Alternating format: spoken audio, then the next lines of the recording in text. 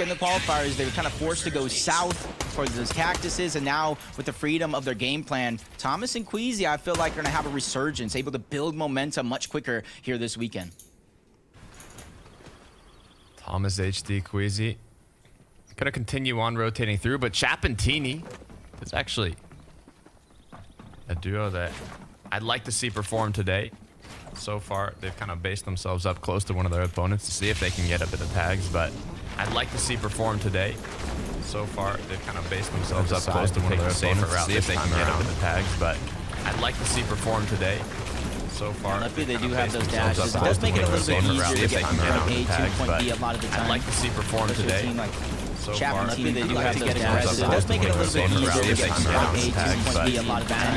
Looking around the map, they go from Chap beachhead, now they have kind of an uncontested bunker, and that's one of the last things you want to do or kind of give up to a team like this is freedom, flexibility. Now they can add their attachments, their modifications to their weapons. That kind of sets them up even more so than they were before. You see the Flowberry Fizz, the crash pads, the medallion, and Swizzy as well. A lot of flexibility for one of the best players in EU right now.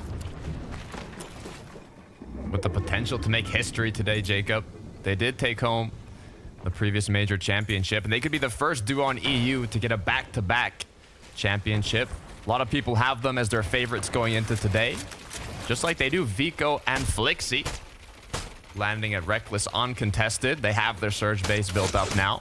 You heard Vico talk about it in the interview. He's not too worried about the Slurp Cacti change. They were not using it too much, seeing that they are more on the southern side of the map, so their game plan has not been affected.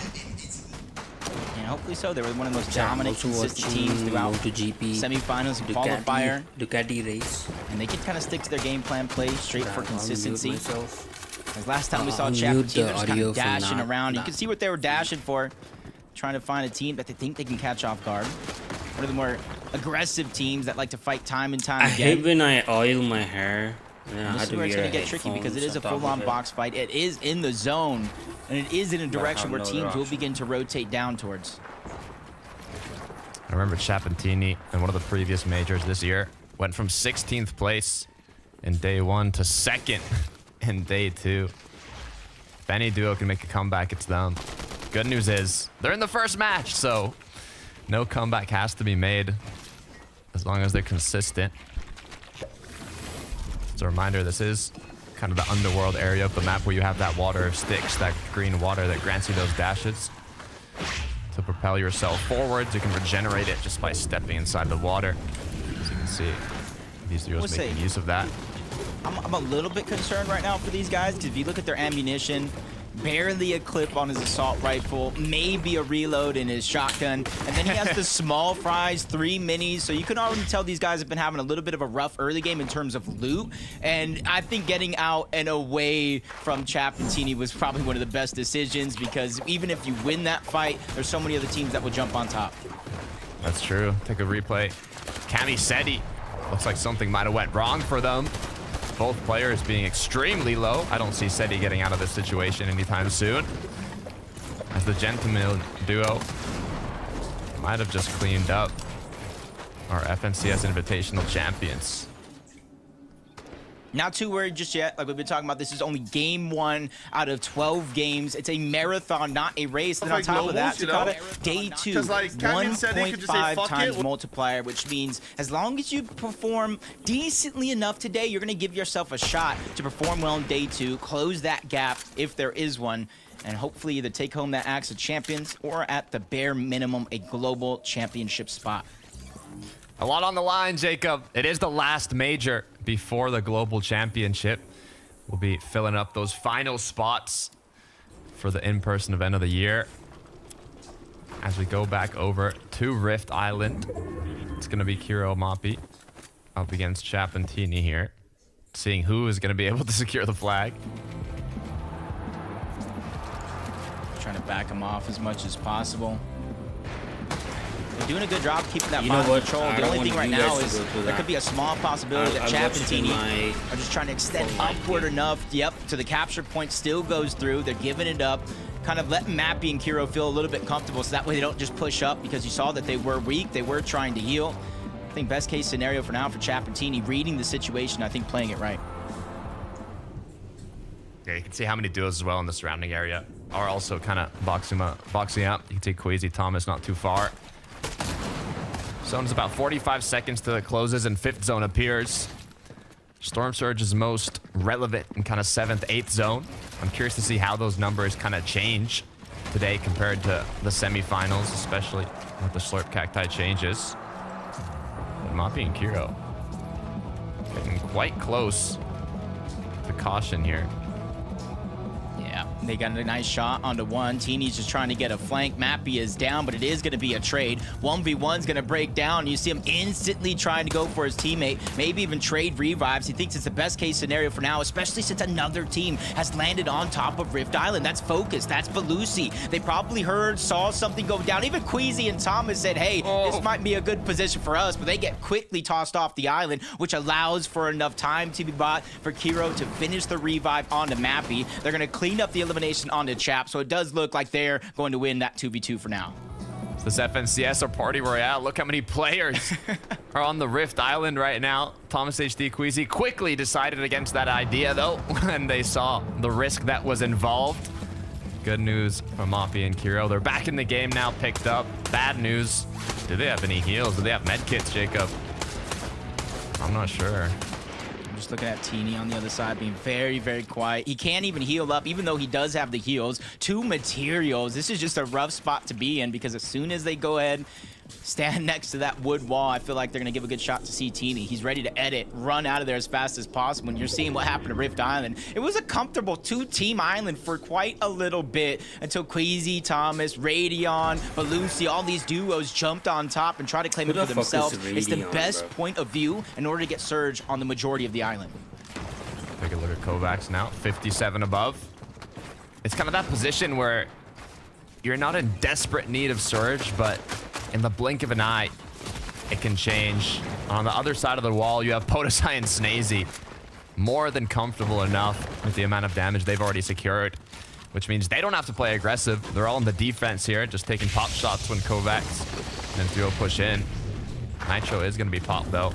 They're not in the zone yet, so they are going to be forced to rotate. Going to kind of recycle the builds from Podosai and Snazy here and follow them in, hopefully, with the hopes of picking up some tags. Ooh, a nice little flank attack. He has the wall weak, breaks in with the Nitro.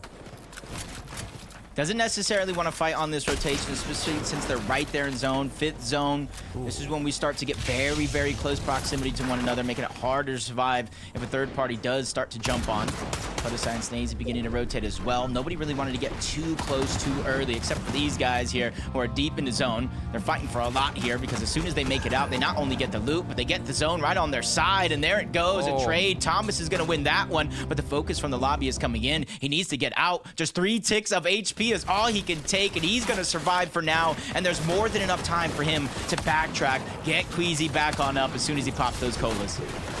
There's a reason Thomas HD has the 2nd most top 10 FNCS finals finishes out of any player in the world.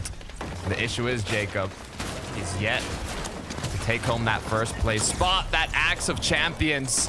And with the push coming in from Pred and Radion, looks like game 1 is not going to go their way.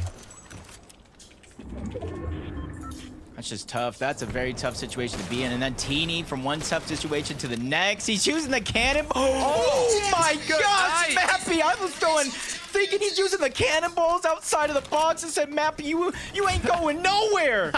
Whoa. Get back! That's a huge pickup from Mappy. 5'11" above. Take a quick replay. No shot. Not missing a single shot. Teeny thought he was slick with it. Cannonballing away. This was recently added last week. But good news is that Teeny has been putting in the work in terms of aim training. And it paid off. Back-to-back shots. I didn't expect the cannonball, let alone back-to-back hand cannon shots. Really entertaining already, starting early on. 28 people still alive though, so even with those elimination, placement points have not begun to set in just yet. 3 teams still need to go down. CLIX and Chicho, they're forced to rotate out of their Surge Tower, but with the Crash Pad, the Flowberry Fizz, and all that elevation, not only is nobody really going to see them, they're going to get in towards zone and be able to jump their way in. Gotta be careful though. You need to wait for your builds to be fully constructed before making any edits or taking shots. You do not want the focus to go on you, especially when you land kind of in a center position in the zone without any duos close to you. It's very easy to get focused in that situation. Swizzy Vanya, just 46 above, not in the most comfortable position. A lot of stakes are on the line for this duo. So many people are rooting for them to take home Major 3. Talk about a new era of competitors. Hey, this could be it. Okay, Martin Crash is pad not coming having out, it today. seen instantly covering dead the last. distance. Others already pressured and safe. No, he doesn't Not like too the far off Ducati to go. anymore. So you can see the ones that do have this max pull. It's almost vital that you have to have the Flowberry and the Crash Pad, especially without too many heals, not only in your inventory, but around the map as well. Another Flowberry Fizz Crash Pad rotate coming in. Good opportunity to land a potential shot onto Lunix. And not only that, a full-on knock. All they have to do is take cover here now with these spare materials. They have a long ways to go before they fully make it into zone. Storm Surge is ticking, causing these players to apply pressure and do as much damage as possible. But one more Crash Pad Flowberry should be enough to get them right in. Yep, and now they have options, different obstacles, but they're just going to go ahead and box up. 146 above the damage threshold, which is a little bit of a feeling of confidence, but where they're positioned now, they're really, really minimizing the amount of surge they're going to be able to get. Most of the teams, they will go up, they will go over, or they'll simply just go around where they're currently positioned. Good news is, though, that elimination that they picked up has kind of granted them the come-through ability to be able to put themselves in a position like this, as you have Eclipse right on top of their box, just 32 HP, one shot away from going down, as the Nitro's going to come through. No more heals, no more shields. In one of the most desperate situations you can be in a grand finals, Eclipse needs a miracle. Yeah, and a lot of these other teams are starting to take note when players are down surge, recklessly trying to jump into boxes. You have a little bit more choices of what you can do. You can fight it, bait a shot. You could just try to hold him out as Eclipse goes down. Him and Dexy are out. Mustache is going to fall. Malibuka now by himself. We were talking about this team and the red line rig and how much more powerful the loot is this time around. And, I actually want to know who unlike lands, the semifinals, they're 520 above the damage threshold. They were struggling before, so they fixed one part of their game plan, but getting caught off guard is not something you can necessarily fix. Yeah, I was gonna say, I mean, they got good damage, but the bad news is teammates down. Malibuka's alone. Will he be able to clutch it out as a solo? I've seen him do it time in, time again. Kiduo Nebs looking quite comfortable as well. Very close to the zone here. Majority of players still yet to have concluded their rotation, as once again we see a Crash Pad rotate into zone. Just trying to get some cheeky little shirt shots as they fly across the sky. Some of the best and safest shots you're going to get, especially with everybody else having to rotate in. They found their spot in zone, and they've fallen just a little bit on that damage threshold. Still above, but by 22, with a couple more surge zones to go through. That's not a full feeling of comfortability, but you're seeing they're being very, very meticulous of when they peak and when they actually go for these surge shots. With everybody boxed up, they know how dangerous and risky it is. In terms of duos that are looking healthy, Vico Flixie gonna be one of them. I saw CZB and Nathan just beside them as well. These are two incredibly powerful duos that can make something happen in this late game. In terms of high ground, it changes an average of 5 times during the matches throughout this season. So especially if you try and take it earlier on, you have to expect a lot of duos to try and contest it. See right now, just being very, very careful. Changing layers, going up, down, just trying to peek where's this rotation. Zone pulls forward, gives them a chance to look at pings and walks. No damage really able to get through, but you can see that on the wood, which means they're probably almost out of materials, just like Vico and Flixie, who are looking very, very thin, and that's why they're looking for an elimination, a refresh for those mats and resources. Snazy now down below, but you gotta be careful. One of the most risky places to be in currently, as Podesai has lost his duo partner, left the node, but decides, I want to get back into the action. Picks up an elimination on Nebs, picks up the materials from the Elim, but now eyes are on him. Podesai has to find an escape, and the Crash Pad might just be it. Yeah, very early on, we have about 7 solos running around this lobby. Make it 6, as one of them's gonna go down.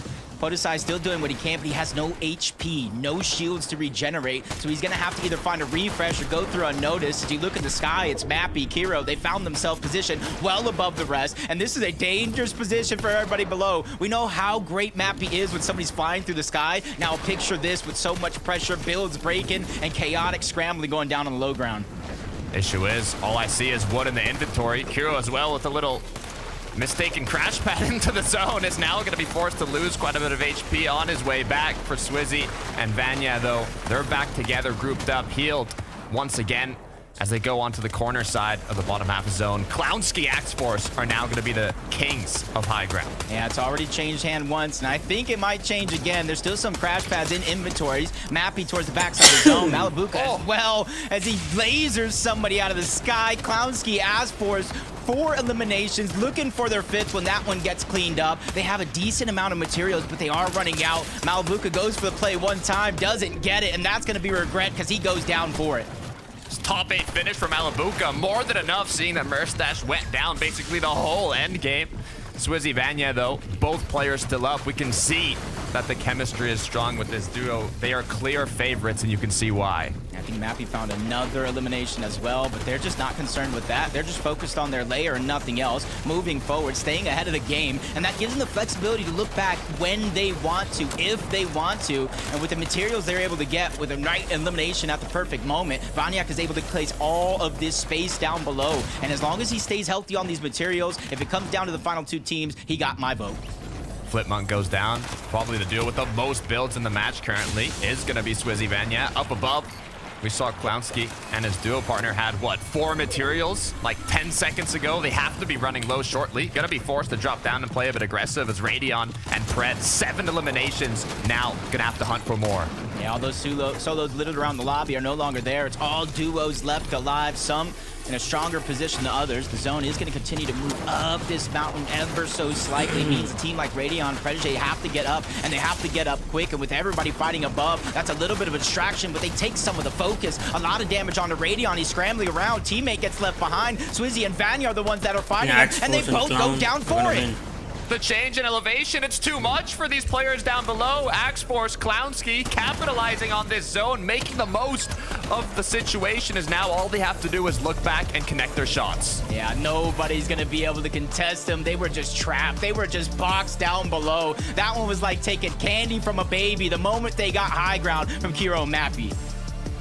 Perfect zones for Clownski X-Force. All they had to do at that point was play it by the books. They had basically no materials in the last 2 moving zones, but luckily enough, the zone did pull back, so they didn't have to use more materials. All they had to do was apply pressure from above. You can see 4 materials onto X-Force, but with that zone, they cleaned it up, and they secured the victory royale for Game 1 of the EU FNCS Grand Finals. Yeah, even with what little builds they did have left, you saw the crash pad to save them, shoots out the crash pad, nobody can use it, and with 7 big eliminations, they are going to be your first team to take home a victory royale in the grand finals. Takada, things are already shaking up and looking spicy.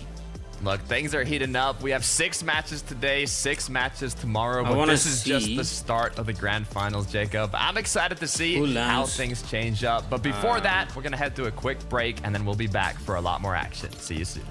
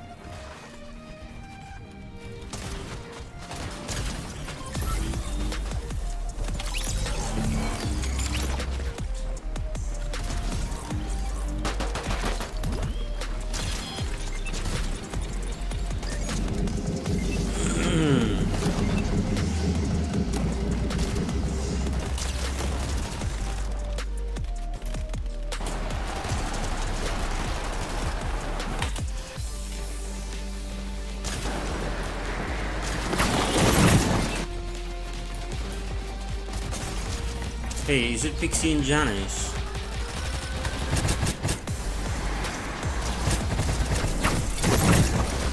No, it's not.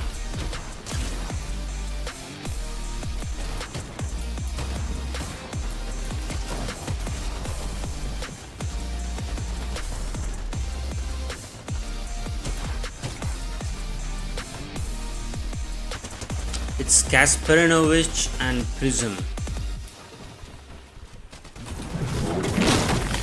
Oh my god, they just got second place. That is a good sign.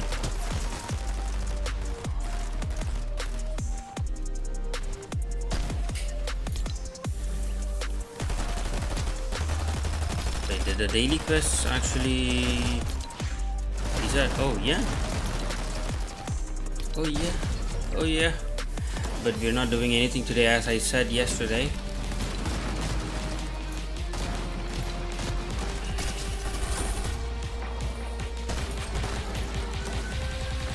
Oh my.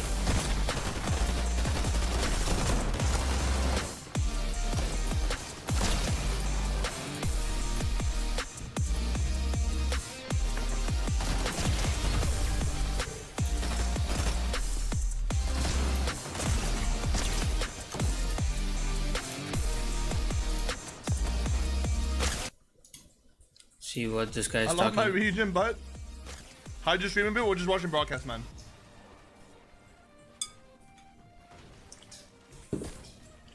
What's that? No, actually, the Caesar salad. we could watch.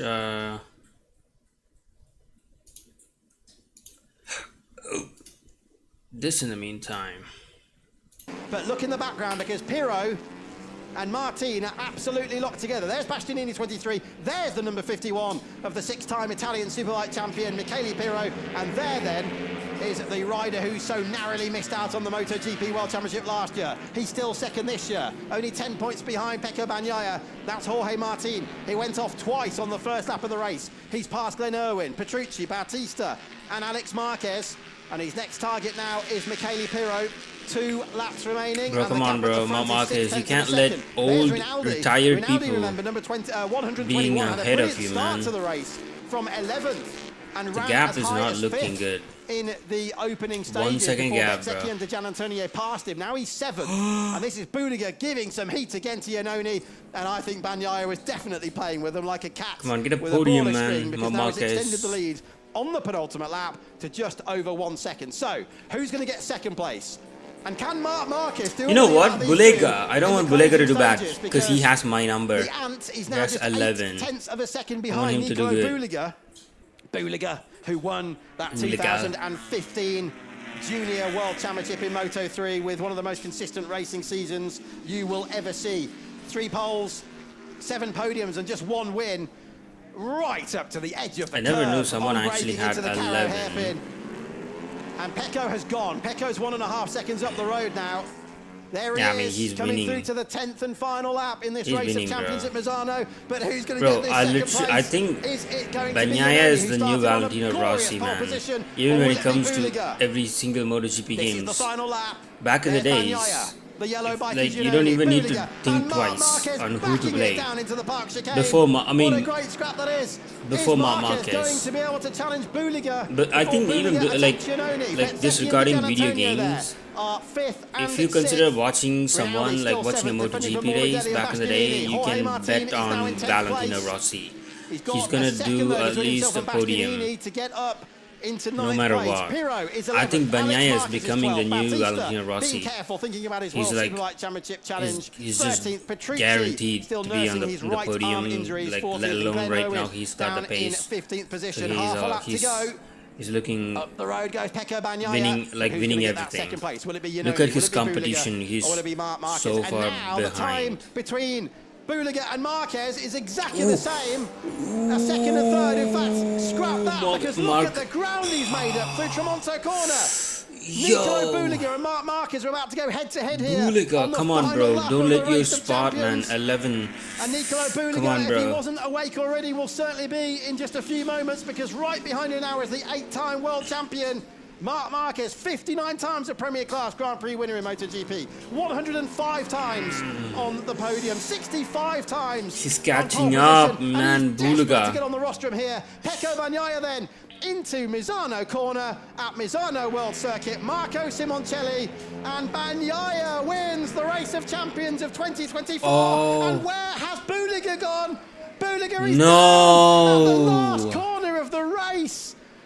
Out goes Nicolo Bulaga, who had Marc Marquez right behind him. I wonder what happened there on the 10th and final lap, because What the happened? body language tells the tale. And from the gesture there, from number 11, the 24-year-old from Montecineo Emilia, the youngest rider in the race. He did compete here in 2022 on a mixed grid with a V2. What happened? And there was contact by the looks of it. Marquez goes through, Bulaga goes down. What a shame to see one of these new Panigale V4S bikes smashed into pieces. Oh no, We need bro, to that's see another angle of that, because I $25,000. suspect there may have been contact in that last corner. 25, Nadia 26, Palavani and everybody 26? watching on. Probably like less than, Out to even like, you know, it's and modded. Gigi Dell'Inno, I hope Nicolo It's- Bulaga not hurt. He's managing to walk it away. has He a new cannot believe that, and livery, the like bike has custom gone livery- all the way up to the liveries. barrier. Well, I did So I say think it'll earlier be on like we've seen drama at the last corner $30,000 here gone at to Misano dust. when we were talking about Cool. Iannone I'll take and it if Paulo Spargo they back gave in it to me, the 2009 damaged 125 bike, cc bro. class. Is there any damage to Marc Marquez's bike? Or did he just Okay, dive at new the inside teammates and force Bulaga right there. into a mistake? I can't see any damage to what would be the right-hand side. Bro, I of the can't wait to Marquez see machine. next There's your year, winner, though, man. without Next any year is shadow going of to a doubt. He's done be it again. massive. His second consecutive victory then here in the Race of Champions. Pecco Bagnaia. Now look on the right-hand side of the screen. Oh, it's difficult to tell, isn't it? Was there contact or was there not? Bulaga there certainly feels it was Mark's fault. Of that, there is no doubt whatsoever. As the marshals welcome everybody back in. They've been very, very busy, the marshals here. There's been a lot of track activity for this event, with all sorts of parades happening out on the Come on, circuit. bro. We've had the 11. 999s You out can't there. be We've had out the like that, 916, bro. as we mark the 30th anniversary of the Ducati 916, incidentally. And of course, these all new V4S Panigales, which are at least 1 second quicker than its predecessor. But Pecco Bagnaia came to Misano for World Ducati Week this year, and the 27-year-old from Turin just gets better and better and better. He's already a twice winner of the MotoGP World Championship, and now by the looks of things, he's going to disengage all of the electronics, all operated via a fantastic new screen on this bike. And anyone who does a track day, you really need to take a look at it. It's a huge screen. You've got sector times on there. It tells you your tyre pressures, your tyre temperatures. There's race mode. There's all sorts of different stuff you can do on these bikes. And this is what we were waiting for.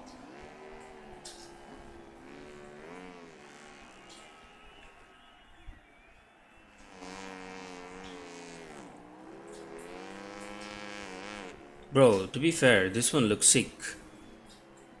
Podium kinda like ceremony this coming up, and over we'll hear this. from as many of the riders as we possibly can as well. But just again, from me, Greg Haynes, a very special thanks to all of you for tuning in around the world, not least on the Ducati YouTube channel. And you have just seen Pecco Bagnaia winning by, in the end, it's academic really, isn't it? 1.5 seconds. He was 1.4 seconds ahead of Iannone. Marc Marquez then on the podium, but I can't So wait this to is hear the what he this said is down there, the one because they're playing if there right wasn't now. contact between Marquez and 25k. Bulaga, This is it was certainly very close. 33k. I think there probably was a touch into that last corner, but we've heard chants You know going what? on all through the night Once here on the I- Adriatic coast of Italy. Pecco. And the paddock has been absolutely agog with so many supporters. Alright. Let's go back to... For game number 2 with Takata and Jacob here. Perfect timing, man. Perfect timing, bro. Thank you so much, Frankie Levin and Minnie. And Takata, I got a question for you. With the way things shaked out after game 1, let's just go right into game 2. I'll get that question right after.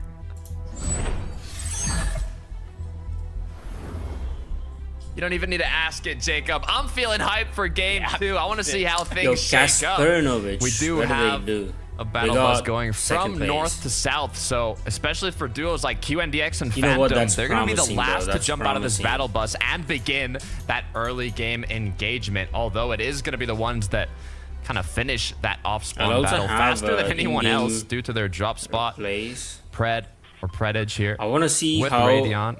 We saw kind of Radiant. I want to see how in the last game. If you can do Kaspernovic and anything Prism close to does. that, every in single this match, game it could even be enough today to put themselves for in that every first place spot. zones. Yeah, it wasn't so And much if they're doing only insanely the good, I eliminations, want it was just the timing Mongrel of and those Mr. Savage to eliminations, keeping them replicate that. alive, able to get all those resources. Axe Force Clownski contested over Pleasant Piazza. In game one, doesn't look like it proved to be too rough for them. Hizix and Donde are there as well, and this is a team that's Where been is landing Reason? at Reason's Pleasant zone Piazza landing. for quite a while, and I don't think anybody wants to kind of give it up Where's for free. Reason? Yeah, you maybe Reason. disengage, but maybe you fight out just like this. Great shots to start it off for Axe Force, but nobody's there to kind of follow up on that, especially since he has to heal.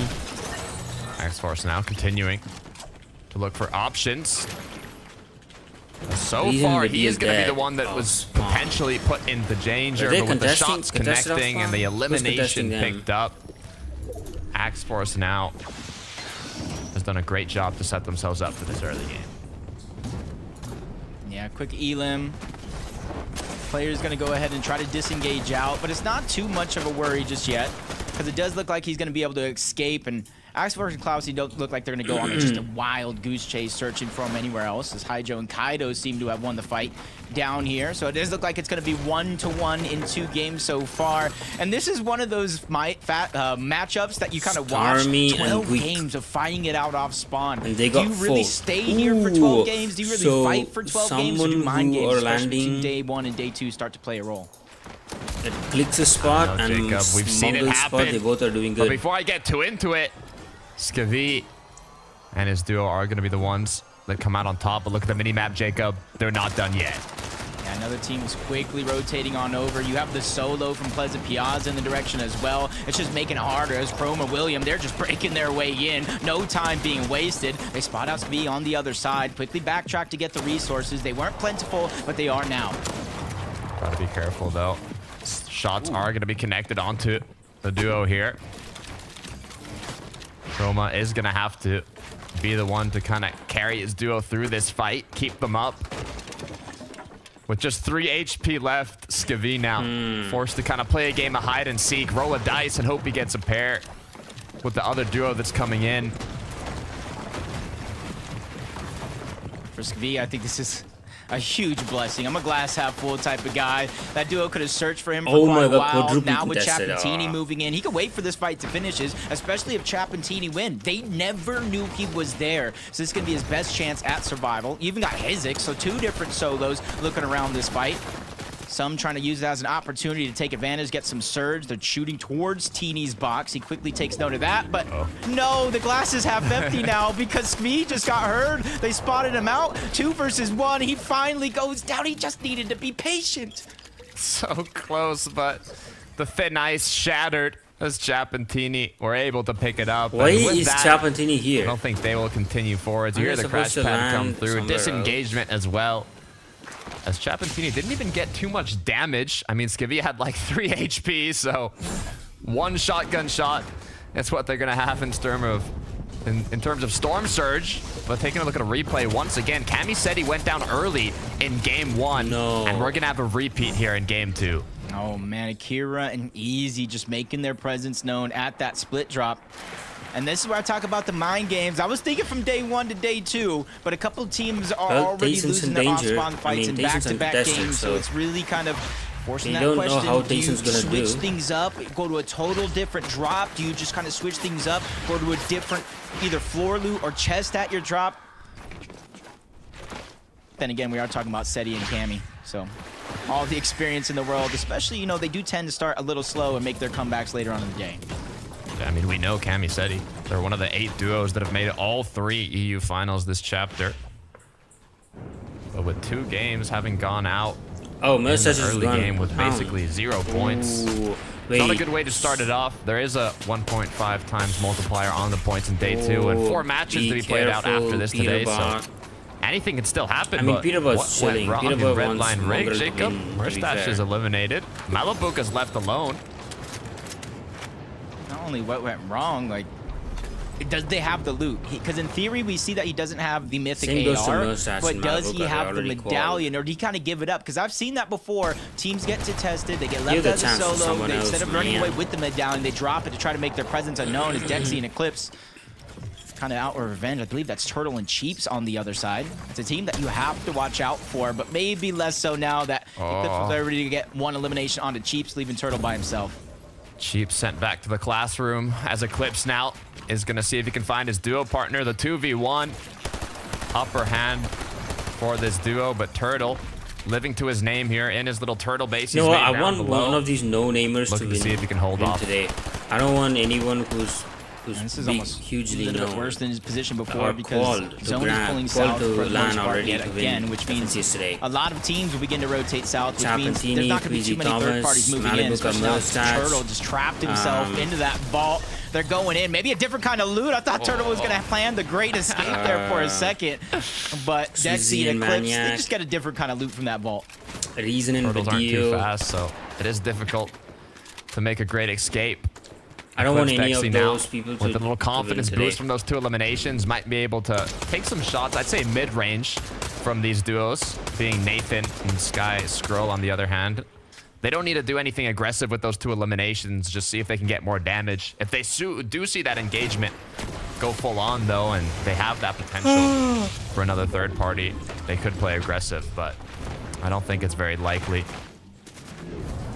Yeah, especially since they didn't get like a massive north zone, but it is pulling them relatively towards the center for now. Guys are popular, you talked about their performances when they get a north zone. Hey, at least they can work with something a little bit more towards the middle. But now they end up wall to wall with Maxi Mixstick. Another team towards the north that they have to watch out for as well. So they got to pick and choose their battles wisely here.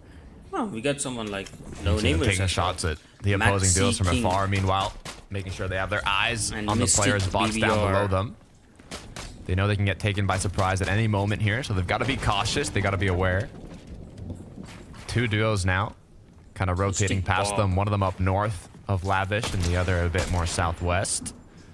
Nice shots being connected. You need to hit those shots in grand finals, Jacob. You don't get too many opportunities to kind of take those shots on duos rotating, but when you get them, you can't miss them. You got to be careful though, because they'll start to shoot back, and I think they heard Nathan's shield get cracked. They're going to go up. Let's take a look. The red line rig. This is where Malibuka was by himself, and it almost looks like he doesn't have to worry. You're no longer by yourself. You're just back in the lobby with your teammate. I'd be worrying if I was back in the lobby, but I'm still curious to kind of what went wrong. Merstash got eliminated earlier on, and they didn't instantly kind of push Malibuka, so I wonder if they just found him as a solo. I wonder how much eliminations Pixie and his duo has. I wasn't able to see it. Could tell me the answer. Let's take a look, though, at how Mystic got this elimination. 1 for the duo. Yeah, this is something that we kind of saw start to break out before we went into the replay. It was actually CZB that went down. I thought it was going to be Nathan there for a second, because Nathan was the one that got cracked by the third party. They instantly heard that and went up, but it was just CZB, probably trying to alleviate some of the pressure. He's going to go down for it. I can only assume that's Nathan all the way back in Lavish Lair. He has no choice but to go back, try to get his reboot card. And the biggest blessing for him is if a bunker opens up back there in the storm, they'll have no worries. Would be ideal. You gotta kind of hope in situations like this. The odds are in your favor.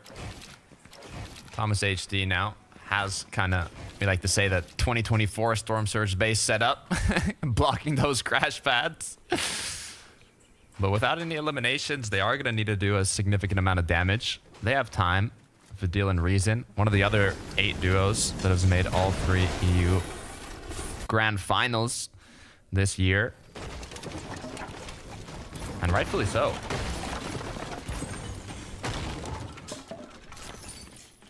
Yeah, you see them just trying to elevate themselves a little bit. They don't got the massive surge tower. At least they're not utilizing it just yet. Maybe they're still trying to get. They're split up, and that's why you can see they're not just having that full focus towards the top. They need to be able to close the distance right away when they do have a chance.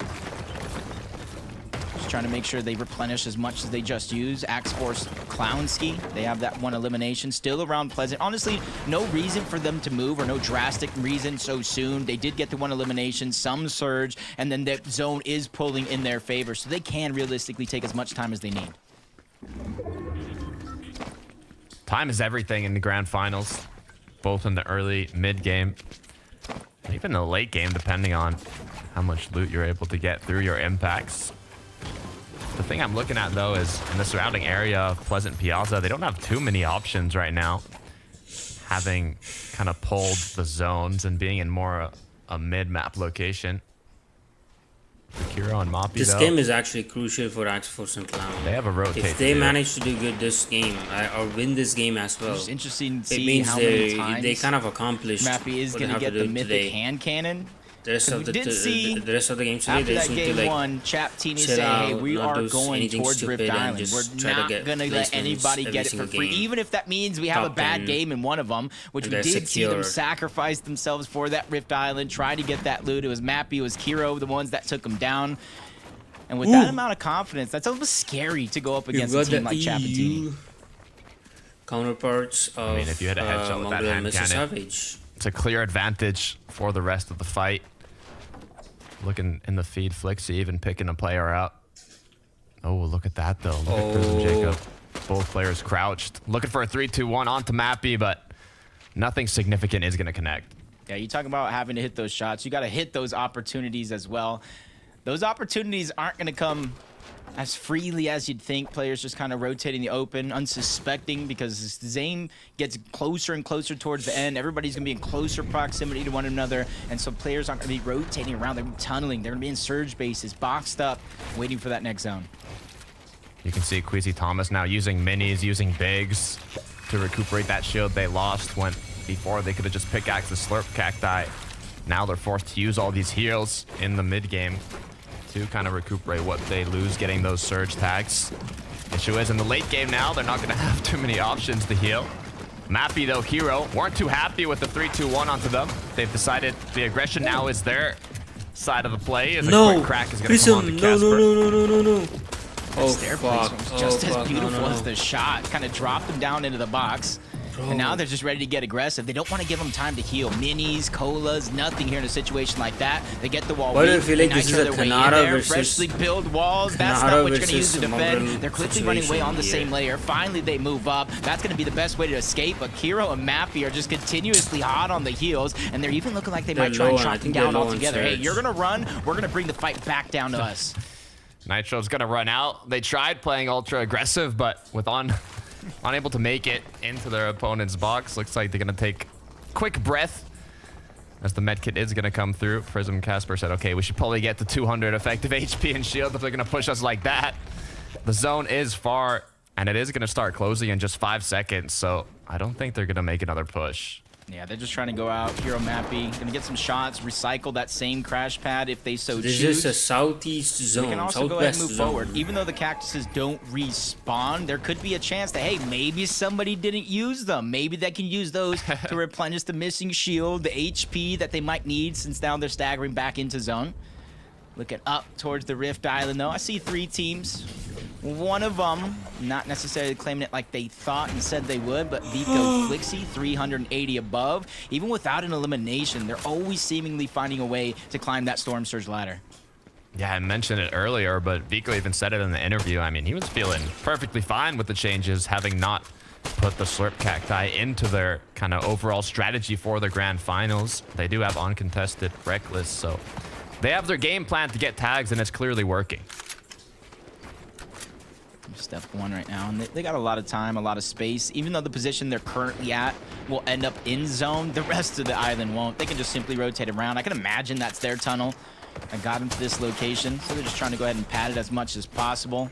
So many players still slow to rotate in, and that's exactly what they're taking advantage of, but Vico goes down. A miracle that nobody else on the island even knew they were up there or saw that, because that would have been an easy green light to push. But I think they did, as Monier is going to choose that opportunity to push, but quickly enough, Vico's going to be picked up just in time to kind of save them from that aggressive play. We're safe for that moment on top of Rift Island, but now everybody here. Business as usual for the next zone after Rift Island. Fixed Zig zone. It does tend to pull away, making sure it's no longer in zone. Some pools are more drastic than others, and this one does look like it's going to be a far pull towards the southwest. What's went wrong, though? Podosai Snazy In the last game, they were looking incredibly healthy in the early mid game. Now, both players no more shield left. They're going to have to pop a cola. Smazy, I'm not even sure what he's going to pop. I think it's a med kit right now. Protosai has just 5 every single zone little ticks left in his Flowberry Fizz. and try to not looking good. you know, try to learn from that. For the duo. Kieran Easy still sitting on those 2 eliminations. Back-to-back contested wins against Seti and Cammy. And this is the first time all chapter that Seti and Cammy have had back-to-back 0-point games. And it's just going to show the pressure of a finals lobby with some changes, being forced to adapt with very little time. I think it was this Boop and Noble was like the only session of practice some of these players did get going into this grand finals. And I don't think every single player has even played in that session. So very little practice going around. Adapting on the fly is kind of the name of the game, and I will not be surprised if as we get close to the end of day 1 or even into day 2, if things change yet again for these players, figuring out how to play with the changes that came out. Cammy City is also cool, right? That's the Fortnite competitive to the land, spirit, adapting Prism, as quickly as possible and being able to do it better than your opponents. Easy Akira now gonna use that crash pad rotation. I'm looking at the map, kind of where they're rotating towards. They have potential to get shot at, but the good news is a bit of that natural cover is going to be put into play from the ridge. And a bit of an opportunity to refarm, but was it worth it? As now Easy's duo partner's been split up. He's left them alone. Akira's gone down. Was that pickaxe to those small little trees worth it? Easy's now gonna have to play the rest of this match down alone. Yeah, that's on me for a second. I go down trying to farm when I don't even necessarily need the materials too much. As Akira is gonna have to rethink that one. Luckily he's there. He can help his teammate out with some vital information, probably some map calls, maybe some things he doesn't see in that moment. Just because you're down and out, as long as your teammate is still alive, your job is not done just yet. So I mean, Malibuka showcased it in the first game. Got an 8th place finish. I think Merstash got knocked down before any of the moving zones, so getting 8th place as a solo is incredibly difficult. If Easy can replicate what Malibuka did last game, it could be more than enough to kind of save this match. Chicho going to be another player. Is he a solo? He is. TrueLikes has gone down. Stormy. Issue is also 12 below. So Gonna get ticked by Storm Surge. All he needs is 1 tag, Jacob. Literally just want from any of his weapons, aside from maybe some distance on the gatekeeper. Luckily for him, Chap and Tini are positioned so high they just can't see off the edge of that mountain, because that would have been an easy push for a team like them. They're looking towards the backside of zone, to where most of those players have a ton of distance to cover compared to everybody else. As Chicho still getting tagged up, finds himself above the damage threshold for a moment and a chance to breathe.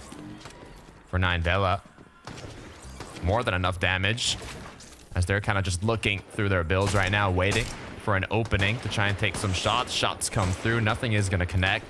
It's going to be for Ryan. Flip Monk close by. 1 window edit is all it's going to take for Della to take the shot. Patience, just not trying to the stretch themselves too thin to go for any surge. You saw them just well above that threshold. It's not even a necessity at this point. So art skill, Shaco's Combeck on the other side. Just a quick little pre-fire as he broke the stair. He was probably down on surge, suffering to the active damage and kind of his last desperation attempt.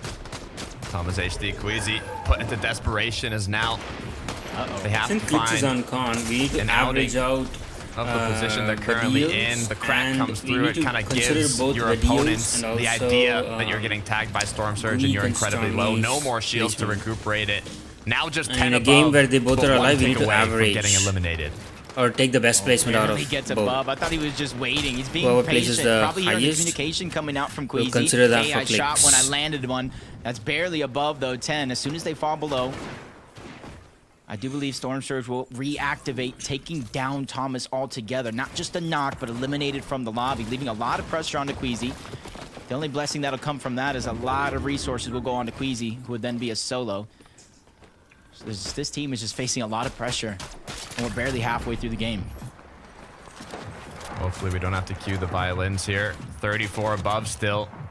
What is Literally this in the blink of an shitty eye. ass one poop? Thomas could end up getting eliminated. The rotate's gonna come through. 1 shot from Kovacs could be it. But it looks like the rotation isn't gonna be through the tunnel, so Thomas and Queasy should have a bit more time to stay up. Yeah, Yeah, 297 above the surge. They have the flexibility to go What over. the fuck I is think Queasy and Thomas Thomas want to go doing? a road a little bit more traveled. And Thomas is just trying to rotate up, over, ends up against Forzin and Gudenbra. I think they're going to take him down. I think Queasy's now left by Thomas is doing himself, the and he's surge, feeling yeah. that same pressure. 17 below the damage threshold. A good amount of material. Really nobody to go and aim at. He's on the side of the mountain while everybody's positioned above. This is a tough position for Queasy to be in. Shots are coming through, but he's getting put into panic here, as just 35 above can go down, and he's second now. The good news is he does have a lot of players close by. The bad news is none of them are currently peeking him. And if he decides to kind of build up towards them, it could be an issue, but I see what you saw, Jacob. Bottom right, mini-map. He has pulled the 8th zone. Prime positioning, but everything else is definitely not primed up. Yeah, this is just going to give him the best chance to get Surge because everybody has to rotate in his direction, but can he wait that long? Storm Surge is now active. He is on the clock. Oh my God. Seconds Just to run. wait, and he's not even necessarily going out for the hunt just yet. He can't.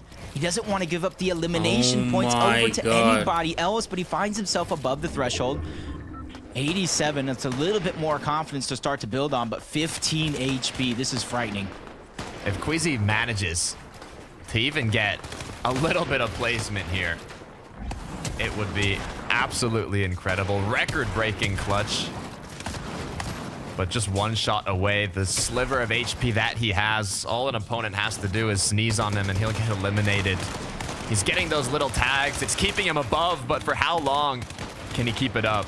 Yeah, those little tags, it's like a mental battle. Oh, below Surge. Oh, I'm above Surge. Oh, I'm below Surge. Just a constant threshold changes for Queasy. But that's also a testament to how close the Storm Surge threshold actually is for some other players in this lobby. Monier getting targeted on the outside of zone. Queasy trying to take advantage of that one. And he's running out of builds quick. So not only does he need that refresh for any HP shields that he can get, but it's the materials because he's quickly going to run out if the zone does pull far away. He needs a kill, bro. Storm Surge no longer active. Somehow Queasy. he needs a kill. Breath He of can't fresh even air take a now single take. as he sees where the next pull Oh, is. he needs to go for it. Go for He's it. not Go gonna for pull it. He back, can take one take. unfortunately, but neither does he have to do an incredibly far rotate. He has He the needs crash medkit pads, but the and issue is, knees, Jacob, man. he uses a crash pad, one shot out of the air, and he's gone. Swizzy and Vanya Yeah, looking he incredibly can't healthy crash down pad. below. He can't do anything. And with just 2 seconds left, the rotate's gonna come through. I'm honestly waiting in anticipation to see what the plan is for Queasy here. It's over. It's 3, almost 2. like all or nothing. You have to go for the Oh my crash God, pad. how Lands a did couple of nobody shots on shoot that him? rotation, but you see him falling below that threshold yet again. More and more players do need to go down, making it harder and harder for someone like Queasy to survive. 40 seconds until Storm Surge starts to activate. If it doesn't get below that threshold, the players are falling fast. A blessing for Queasy. Can he stay alive, though, is the big question. That's the timer. It's literally Queasy's timer. He's 1 tick away from getting eliminated. Once that timer that's at 25 seconds now reaches 0, Storm Surge will activate and start ticking. He needs to do more damage. He's just 32 below. Oh, he's dead. Even landed another shot, but doesn't really move the needle at all. There are teams positioned in front, but they're almost full duos. Making it not only a tough, but a very, very risky situation. And now that he's fresh out of mats and resources, he only has to wait for that opportunity. Somebody to rotate on by, possibly a solo, and just try to pop out of the wall at the perfect moment. The blessing here for Queasy is he's getting all of these placement points. Top 13, he's almost collected half of them already.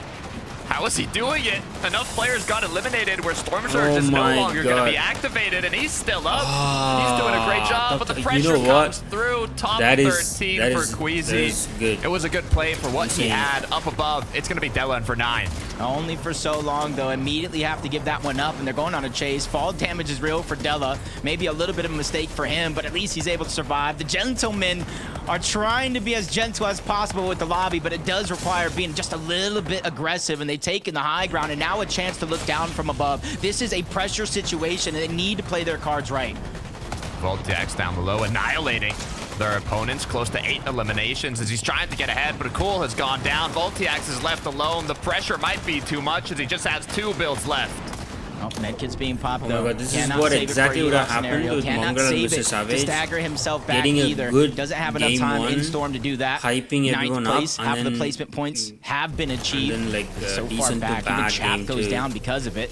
No Teeny in sight, so they're going to go ahead and end a 9th You know place what, in this this is good game as because Vigo now they can Flixie. learn They're taking the what's, low ground and they're taking full patrol. what's coming, Meanwhile, fight what is is ahead happening of in the them, clouds. and then they'll pick it Hopefully no up. thunder happens because Gentleman gets taken down. Hopefully it's raining loot as the other player just drops down as well. Walks and Pings have now now overtaken the elevation above everybody else and now in the driver's seat. The issue is just 4 builds onto Walks. If Ping doesn't have much more, they're going to be in desperation for finding an elimination. But down below in the mud, it's Vico and Flixie annihilating the opponents. Already 7 eliminations for the duo, and now they're looking height. They need to make that game-winning play. Yeah, they're looking deep in the zone. They're trying to chop down high ground, not necessarily to overtake it, but to make it easier to fight them at the end. A little bit of refresh mats coming in, needed for Vico and Flixie. Now they can claim just a little bit more space down low at the bottom, but they run into Pablo first. Big elimination being picked up. More materials, but the high ground, Ping and Walks, they come down to challenge. Somebody needs to call security. Vico and Flixie are looking unstoppable as now they're forced to make their way on up. This is the play I was talking about. It's on to Ping. Can he connect his shots? They've overthrown height, but they have to close it out. It's coming crashing down for a quick second, but they reconnected on the other side. What? Vico, Flixie saving the dashes for the perfect moment, but Flixie gets beamed out of the sky. Vico's by himself, falling from above like a thunderbolt from the sky. He strikes and takes the game. Vico, are you kidding me? The 1 versus 2 in the late game. He loses his duo partner, but the pressure does not get to him. This is why we talked about Vico, one of the most dominant, aggressive duos currently on EU, if not the most. And they are showing exactly why they deserve their spot in the global championship. And it all goes back to resource management, making sure they not only have the materials, they have the heals, they have the position on the low ground, but the biggest thing right there, you see that little skull on the Vico? That was able to push him above, retake the high ground, and turn the tables on their opponents. Points. The most dominant high ground team during the semifinals have done it once again. You said it, the mix of patience, the mix of aim, aggression, and calculated strategies to close it out.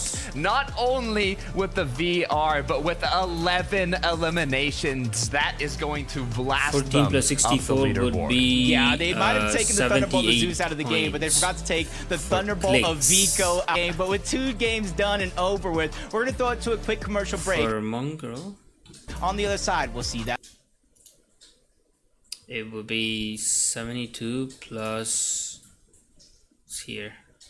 They died super early. Where is it? 70. I think it's still 72 because they're on console. Yeah, 72 versus 78 for CLIX so far. So it's kind of favoring CLIX, but to be fair, like they got pushed in this one, like where they got pushed here. So pushed by Mappy and Kiro. Oh, actually, they died to Stormy and Greek. Yeah, those are the 2 kills, and they instantly after that they died too. Base, someone said you got knocked, but I didn't see anyone W.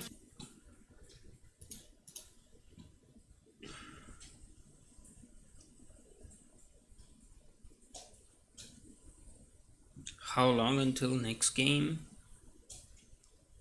Gotta wait 2.5 minutes. By the time we do that, we will actually see who's landing CLIX's spot and who's landing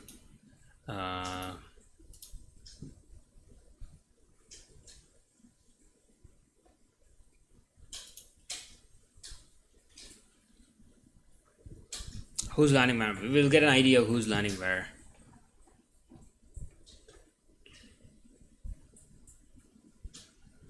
And what the first zone was. I also want to know where the first game 1's zone ended up. Like early game. I'm not talking about like half and half and moving zones. I'm talking about early first 4 like 4 or 5 zones. Game 2, we know we went southwest for the first zone, and then eventually went to the mid map, Pleasant Piazza. I want to know, does Greek and or like Badil and Reason, or Greek and Stormy, one of them actually have the forecast or not? If they're not going for forecast, then the prediction that we are doing is inaccurate, because CLIX, I believe, they're going for forecast every game. Compete. EU, FNCS Major Grand Finals. Boom, boom. Let's see the first game.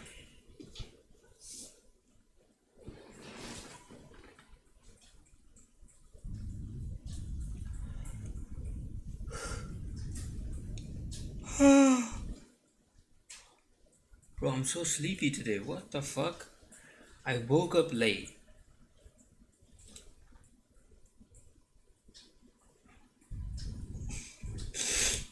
Had a decent sleep.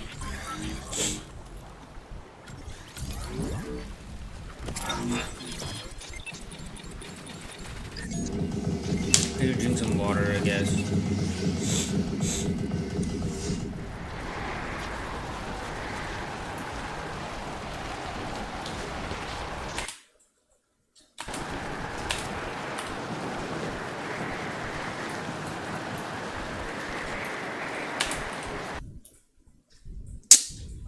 What the fuck?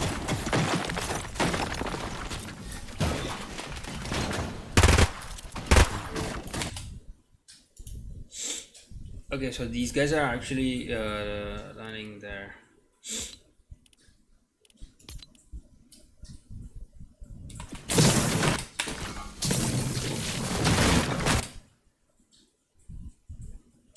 So these guys are landing west, and I believe Reason and Vadila are landing east. But they're actually not giving up. They're not splitting. They're actually fighting.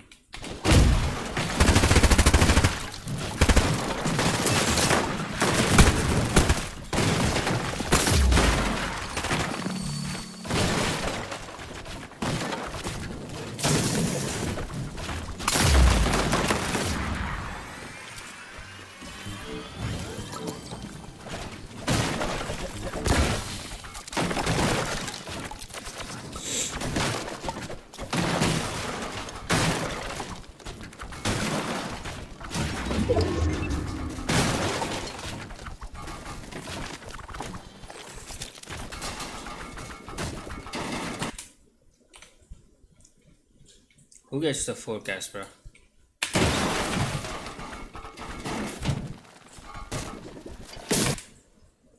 No way these guys came out of nowhere and gets the forecast, no? Nah. Forecast is right there. Okay, Teeny and Chap are going for forecast. Okay, so this is literally like Mongrel and Mr. Savage's old school landing there and coming for the forecast.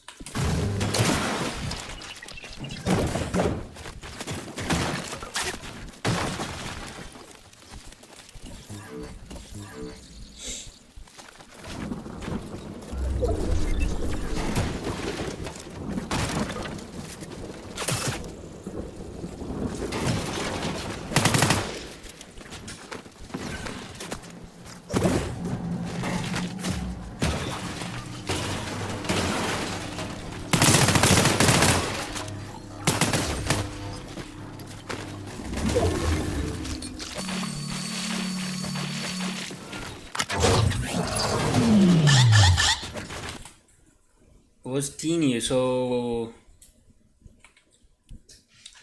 that makes it weird. So Greek and Stommy did not get. And where was the zone? The zone was mid map.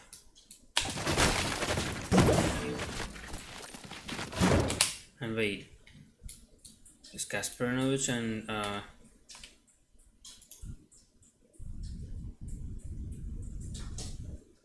they doing exactly the same? Okay, so that's okay. That's good. That's good.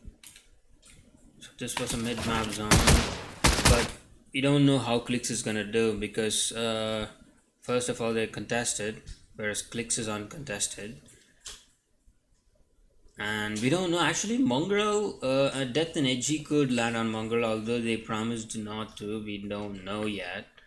We'll have to wait and see what happens, because I think right now it's most likely that they won't contest, because first of all they promised that they will not, second of all, now that the cactuses are gone, it's like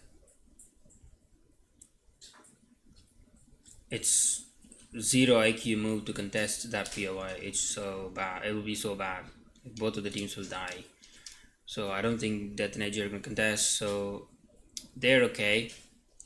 CLIX, they contested versus uncontested, so we don't know. And CLIX usually goes here, gets the forecast, but these guys, they don't get the forecast.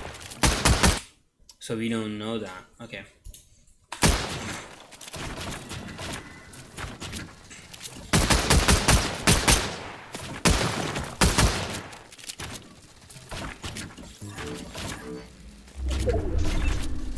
So it was Nitrodome zone that ended up being good. So second zone, if Mongrel is in this turn, in zone, he does good, I think. They're moving out, moving further in.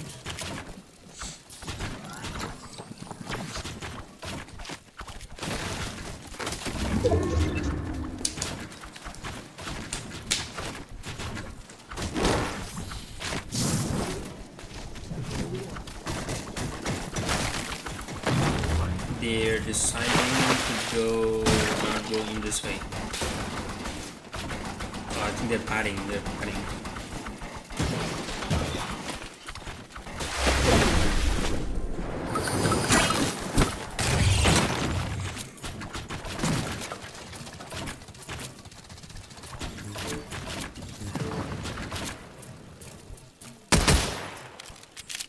Still chilling. Okay, so Savage and Mr. Mongrel and Mr. Savage, when they get 3 zones close by. Nitrodome zone. Okay, let's actually remember. Nitrodome zone, they're doing good. Ended up being good for Kaspernovich and Prism. But the half and half, I believe it goes up, right?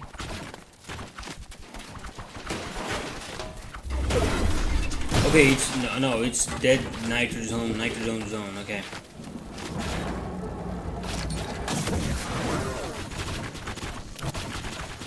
And these guys also did good, I believe.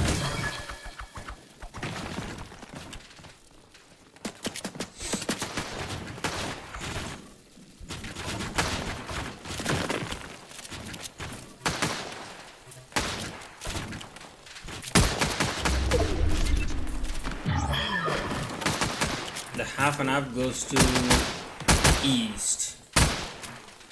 Prism and Kaspernovich are already at. Okay.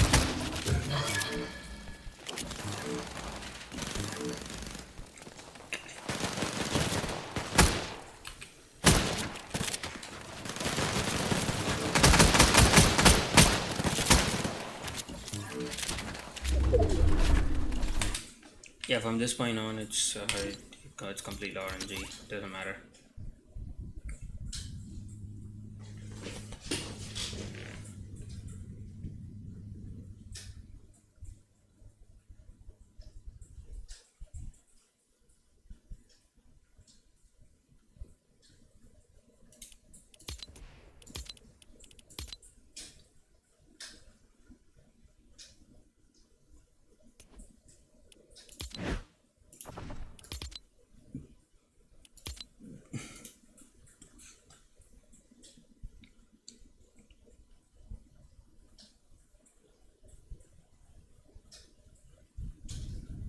See, what was the difference between game 1 and game 2? Because game 2, I believe, also was similar zone.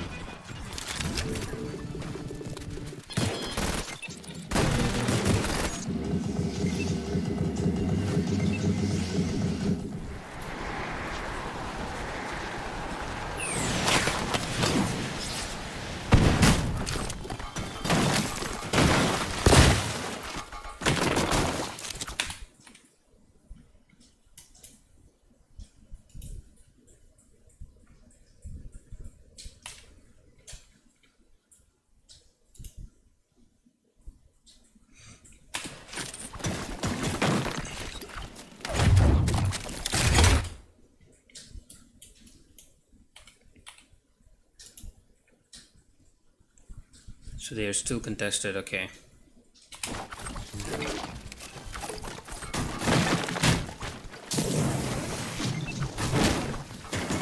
Okay, this was more on the east, more on the west side. Okay, not mid map, a little bit more on the west. Okay.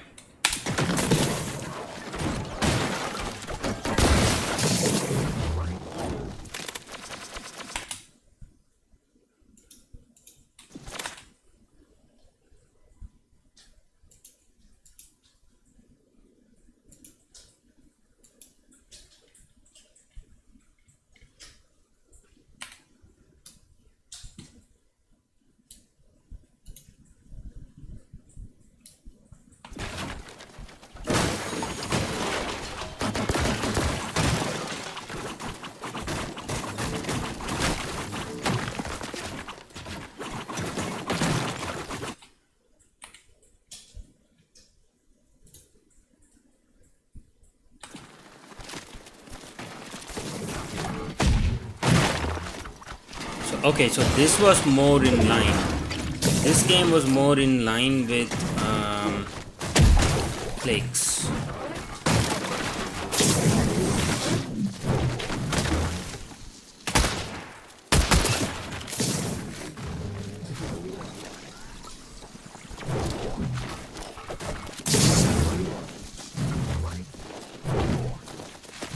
But they're not even going for the forecast. Wait, I think, is that what BloodX might have told yesterday? I think this is good because now, like, I was wondering, like, forecast is not that important, you know, like it only, like, now that crash pads and fizzes are there, like, yeah, look at this. Forecast doesn't even matter. It just literally gives you one zone ahead. It's not gonna give you every single zone ahead of time, but it's just gonna give you one zone ahead of time. So you can be in prime position, but if the entire lobby, like, this is why forecast is useless. The entire lobby is on one side and the zone goes full opposite, and you know it's pulling full opposite. You can't even go there. If you go there, you're gonna get lobby focused. You have to go with everyone else, so you have to be on the congested side and then now go to the zone with them. So, you know, knowing where the zone is kind of pointless. I think this is good. So now who gets the forecast, huh? Kiras and Kari, are they the ones gets the forecast?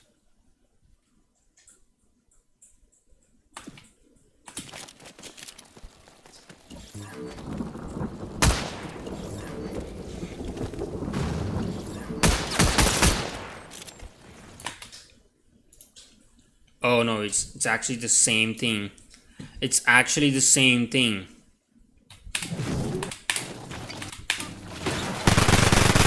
So it's Teeny is just going for the forecast.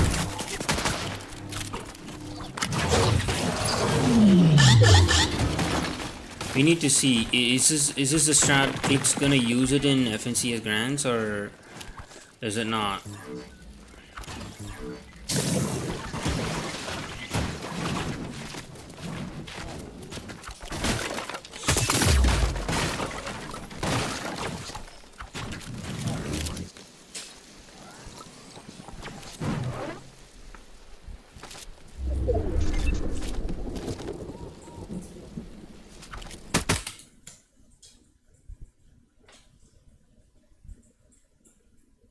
Bro, what is this line that I'm seeing?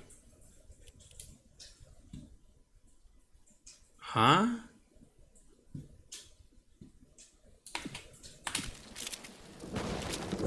Oh, every time when he zooms in, it bugs me out. Okay.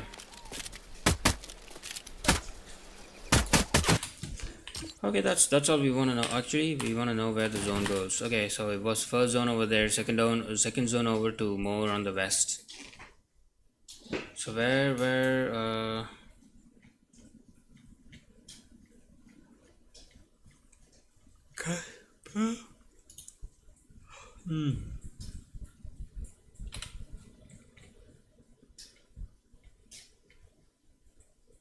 There were lined up there.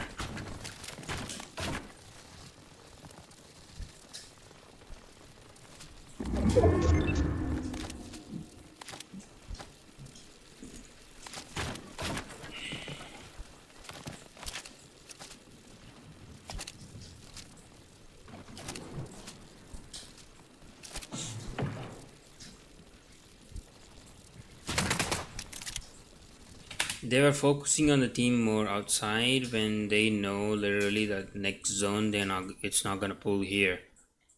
It's gonna go further in, so they are not in yet. So they're focusing on the teams more out.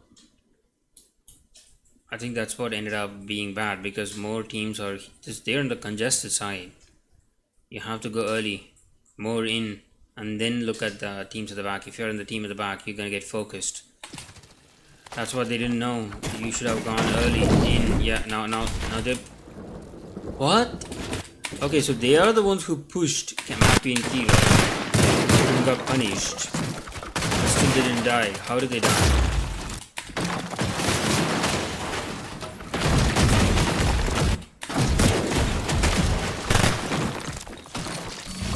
Bleak and Stormy are right here. They're nowhere near. Somehow these guys, they went south.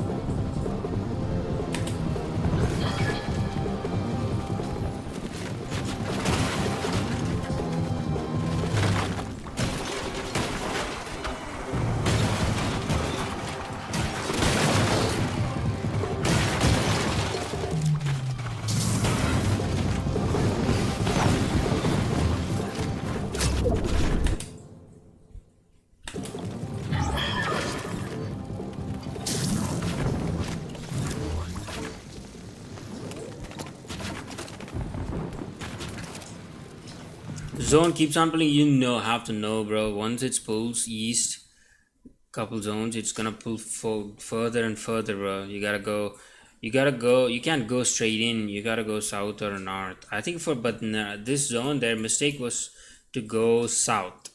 Because without cactuses, going south is bad. This rotation is bad. All of these teams should have. This team who was in the best spot could have actually gone here to took a lot of skulls and could have gone to the north side over there.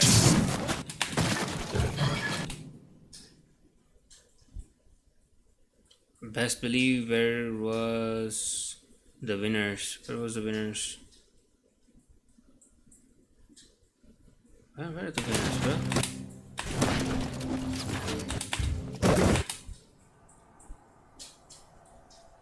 Are they already in zone?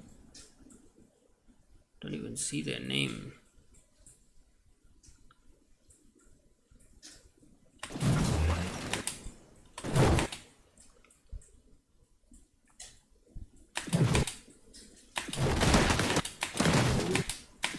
It all got congested here and they died here. Because now they decided to go straight in. Because they don't. This is congested. This is also congested now. Look at this. They have been strangled. You can't go north or south. Same with Queasy and Thomas. Now their only option is to go in, white line it, because they were too late.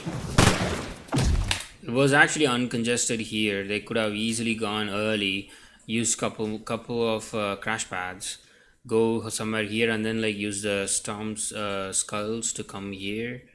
Or put even more east, like go further in, like here.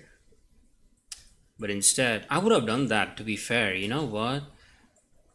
I would have actually done that. Because you got skulls. It's easy to go until this point. And then use a crash pad to go further in here. And then like probably like you need a couple medkits. But like it's kind of worth it, no? Considering no one's here. It's dead side rotation. Oh, zone's pulling here. Oh, okay. So my technique would have actually ended up being bad. Zone pulled here. Okay. All right. Now it's RNG. We'll watch the new game.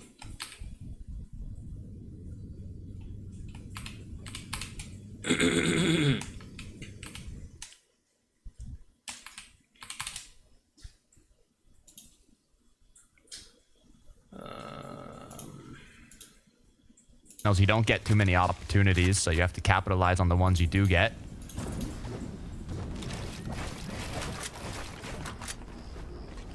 A lot of players trying to prioritize their rotations just a little bit more. And some knowing even if the zone is far away, you saw that team that kind of just bounce padded out. City Kami died again. Left over from the bunker. Stormy, these guys are dead again. Watch out for Desi and T-Chips. Perhawa just got taken out of the backside of zone, so it was looking a little bit more crowded in that area. But as Rift Island appears, you know as well as I do, there's a lot of teams that are making big statements about claiming that Rift Island. But it's up to those that actually go up and that are willing to make that risk that seem to be benefiting for him overall. Malabuka and Murstache having a bit of trouble this time around. Meanwhile, we can see kind of the effect of the Slurp Cacti. We've had an average of damage required in the 7th zone to be 771 damage, Jacob, today. Again, okay, so but last week in the semifinals, when the Slurp Cacti were active in 7th zone, it was 900 damage, from 771 to 900. So you can see you don't need to get as much damage, but it is more difficult to get that damage if you were using the Slurp Cacti strat before and you're not doing it anymore. First game was just like one-time wonder. That's why when you look around at certain teams, it's all about the little moves you make throughout the course of the game. Left instead of right, north instead of south. And the way some of these teams have practiced, you know, they kind of get used to zones pulling in one direction. So when we kind of get a mix-up here in a grand final style lobby, they kind of stick to their game plan and they switch up just a little bit later depending on what they're doing, how they're doing. Thomas Crazy once again in their base. Even though they do have a good line of sight of a lot of players rotating around them, they've still had trouble getting enough damage. We'll see if those 2 eliminations off the start, though, is going to change it up this time around. They're still doing their same surge strat, but now they just have a little bonus from that early game engagement.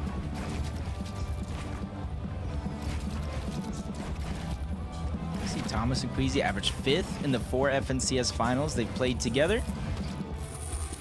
46, a little bit of a slow start here in day 1 of the grand finals. But it's a team that I've said it before and I'll say it again, they have so much experience underneath their belt. I feel like they know how to react. They know how to change things up. Just want to see them kind of adapt just a little bit quicker. They started that here in game 3. They went for an early game fight towards Classy instead of just straight rotating toward the south. So this could be the game that they need to shake things up for themselves. I'm going to look at the gentleman duo now, as they have more than enough ammunition to take shots at their opponents. All they have to do is land them. Looks like duo partner did get tagged a little, so it's going to be forced to use a big pot. Talked about it earlier now. If you do get tagged while you're looking for these shots, you are going to be forced to use your heals. You don't have that kind of free cactus you can use, so you got to be a little bit more conservative on how you're peeking and hunting for those openings. Kind of standard business as usual. Good portion of the map littered with certain surge towers all around. And just because you have a surge tower doesn't necessarily mean you're getting all the surge in the world. It just ups that probability of you being able to not only spot somebody, people, but connect those shots as well. Because if nobody rotates near your surge tower, it's kind of all for nothing. As Teeny and Chap, we saw them pick up a few eliminations already today. 590 above that damage threshold. So they're just kind of waiting, seeing what information they get throughout these next couple of zones. Do they have to rotate? Won't they? They even have the Nitro Ring there if they do need. They can position themselves near that and get ready for the next rotation. They're just giving themselves a lot of options to work with. 2nd and 3rd place already gone down in this match. Taking a look at how Vico and Flixie, our leaders, are currently looking. Good on damage, good on mats, good on loot, good on ammunition. Are choosing to do kind of a bit of a safer rotation, play it in zone. They have the heals to do so, the time to do so, and even the damage to do so. So I'm excited to see how they kind of set themselves up here for the later half of the end game. Yeah, it's so early, they don't have to worry. Crash pads, Flowberry Fizz with the forecast tower. They're going to know how to get in there. Scroll's going to know how to get out. He gets taken down. That's one way you didn't expect to return back to the lobby as Forzen, Gudenbrett, they get that elimination, but there was another team just north of them and then another team north of that. And guess what? The zone pulls towards the north. The biggest blessing for them is they don't have the farthest pull in the lobby. So it's just all about timing of when you rotate. Also So good news is no other duos decided to push them after that initial engagement. So once they cleaned it up, they had the freedom to pop those med kits, that Flowberry Fizz, recuperate all the HP and shield that they lost. As now we look at sort of a turtle war that's going around here. Mappy, with only 19 damage above the threshold, is going to be forced to kind of look for these shots, play it a bit risky. They have the shields to recuperate it, but with two different duos being on the opposing end of this box fight, it could even open an opportunity here for a third party. Yeah, Yanis Fix were instantly getting sandwiched there. That was Mystic Maxi. I saw them take a damage to Surge, so they really had no choice but the first team they saw. I was gonna say for a moment, luckily enough, it was Yanis and Pixie who were distracted by Mappy and Kiro for that moment, but they quickly turned that thing around. No surprises for them because they're prepared at every single turn of this game. Pixie and Yanis are gonna be the ones that truly got the upper hand in that situation, though. You can see how much damage it's put them at. Those two eliminations. Let's kind of see how it looked like from their perspective. Oh, wow. Big first shot from Pixie. A little slow to rotate on out. He nitroed into the box, but that aim is what matters. Basically takes him down to one shot because of the earlier damage to Surge. And that's going to go ahead and alleviate them just a little bit. Almost 500 above the damage threshold. Thomas is going to get knocked as well in the feed. Pixie now going to be forced to pop a Cola as he's almost lost all of his shield on this rotation. No more shields are in the inventory. It's all going to be up to Yanis if he has something to help him out later on. Just in the edge zone, this is where it starts getting chaotic. Is Maxi on the other side. I can only imagine he's down on Surge yet again. His desperation plays are telling of the position that he's in, and he goes down. And goes down quickly at that. Focus and Belusi are next, trying to knock on that door. And that's this interesting situation because now everybody's just stacked together. You see the mini-map, more than half of the teams on this side of the map with a max pull for everybody after these fights finish. You gotta be careful. Your edits, whatever you open here, it's instant danger for the opposing teams to kind of start taking shots on you. So you do have to be careful. I'd only do it if you were forced to because he didn't have enough damage done. Mappy did pick up a quick elimination, though. That's huge for this duo as they were just on the borderline of that Storm Surge threshold. You can see 5 above, but with this elimination, it's brought them right up to 100. And that's just an interesting decision for a lot of these teams. You know, Storm Surge, before it was the Cactuses. You dictated your game plan around that. Now Storm Surge is forcing a lot of these early game fights. Take a look at Radeon. Now put into a risky situation as he gets knocked down. Pred left alone, 214 above as he's going to crash pad his way into zone. Only 3 builds left. He's going to be forced here to try and stay up as long as possible. The issue is, if Malibuka and Murstache know that Pred is right above them in a cone, it could be free pickings. The good news for Predage, though, Murstache, Malibuka are going to continue with their rotation and see if they can make it up the hill. Now I'm loving this team right now because, like I said, he was doing it almost all by himself in a couple of these games. Malibuka and Murstache throughout the qualifiers, they found themselves multiple times below that damage threshold. Now they have a huge strength in numbers. Momentum slowly but surely building on their side. And if you look at where they're at in zone, yes, this next rotation is going to describe a lot, but now they got themselves a lot of space between him and everybody else. His Mappy has no choice but to go in. He's trying to save his teammate. He did more than enough by the time, but it's Chap and Teeny underneath who finally cleaned that one up. I have faith in Mappy here. He can close it out. He's going to be left as a solo, but we've seen this happen time and time again. He has more than enough resources to clutch it up. His duo partner's gone down. Well, let's take a look. It's 8th zone. I mean, I think it 38 was players are up. Let's see how long Mappy can last. Savage would do the same mistake as he got Max Mats. As the Prism and Kaspernovich over there. Since we were seeing that how congested and uncongested worked that game, and how Kaspernovich kind of like put himself in the bad position by not moving in early. I don't think Savage would do that considering his experience. So it's not an accurate predictor, but so far we have to consider what's happening with the same team going on in EU and what's going on in NA. It's good if EU doesn't win from that position today, because then everyone's eyes on NA will be on MONGRAAL and Savage. Because if Kaspernovich and Prism wins today, it'll be super hard for Savage. But if they do mid to like, you know, doesn't care kind of position, I think that'll be good for Savage. Hard, and they sandwich out Vico and Flixie as two teams start to take notice. They know how many duos could be dropping on top of them with their crash pads. They have to be cautious on which angles they do decide to open up. But so far, they've done a great job at exactly that. Chap and Teeny gonna choose to build up a little bit as they've seen that they have pulled this 9th zone. It's gonna pull right back towards Reckless. Yeah, now they have the option. They can stagger themselves back. They can focus on maintaining their position above. It is 9th zone, though. Might be too early for some, but they are going to have a chance to look back. Just like I said, all these teams flying through the sky. Crash pads are not. They're going to be a simple target for them.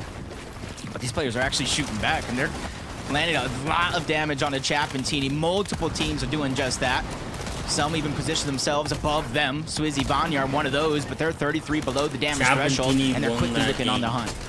Are they going to choose to take it? They see some options down below. It's Chap and Teeny.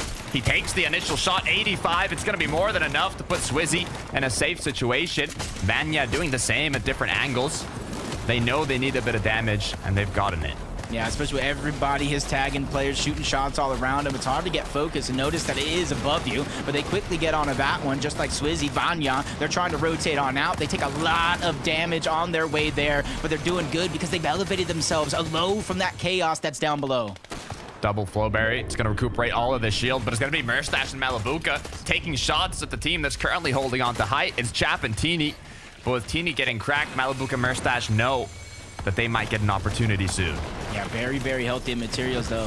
Gotta make sure Malibuka and Merstash stay that way if they want to contest it late in the game as they're scrambling around towards the front side of the zone, giving themselves opportunity and time to look back. One player is going to get past, but Pink's going to have to go ahead and choose a whole nother rotation if him and Walk's want to find safety past Malibuka and Merstash. Height's going to be difficult this game. There's so many duos that are up that do tend to try and take it later on in the end game, but look at how many builds Chap and Teeny are putting down to secure it. Vico is going to be split up from his duo partner, now forced to switch layers, has no materials, needs to find an impact. You see they're just trying to use the crash pads, they're trying to break into boxes, catch anybody off guard, and Swizzy's the one they found, but another player moves to the backside of the zone. Everybody is running out of builds, they're forced to recycle, and that ends in this type of congested layers at the bottom. It is so messy, it's muddy. I don't know if anybody can pick up their feet one after another other than Malibuka or Merstash, who are looking to dominate the low ground. Call the cleanup crew. Malibuka and Merstash gonna pick up all that extra loot from the chaos down below, now with the option to go on ahead of zone, play the front side, and continue throughout this late game. Yeah, they're looking stacked like pancakes right now. Any team that even gets close, Malibuka or Merstash, just push them off, whether they get the elimination or not. Another player's gonna feel the pain of that one as they continue on. Teeny's forced to drop down. Chap's the one staying up. Teeny has to play Disruptor. Chap's out of builds and he's running out very, very quickly. If he stayed up above, they would have been long gone. And this is their chance now to retake and reclaim that high ground. They have 5 eliminations, a lot of resources being recycled and siphoned off of any player they took down. Teeny did a great job dropping down to refresh on his materials. Merstash, Malibuka are both looking healthy, though. This is going to be the prime threat for the duo up on high ground if they're able to get out of this situation.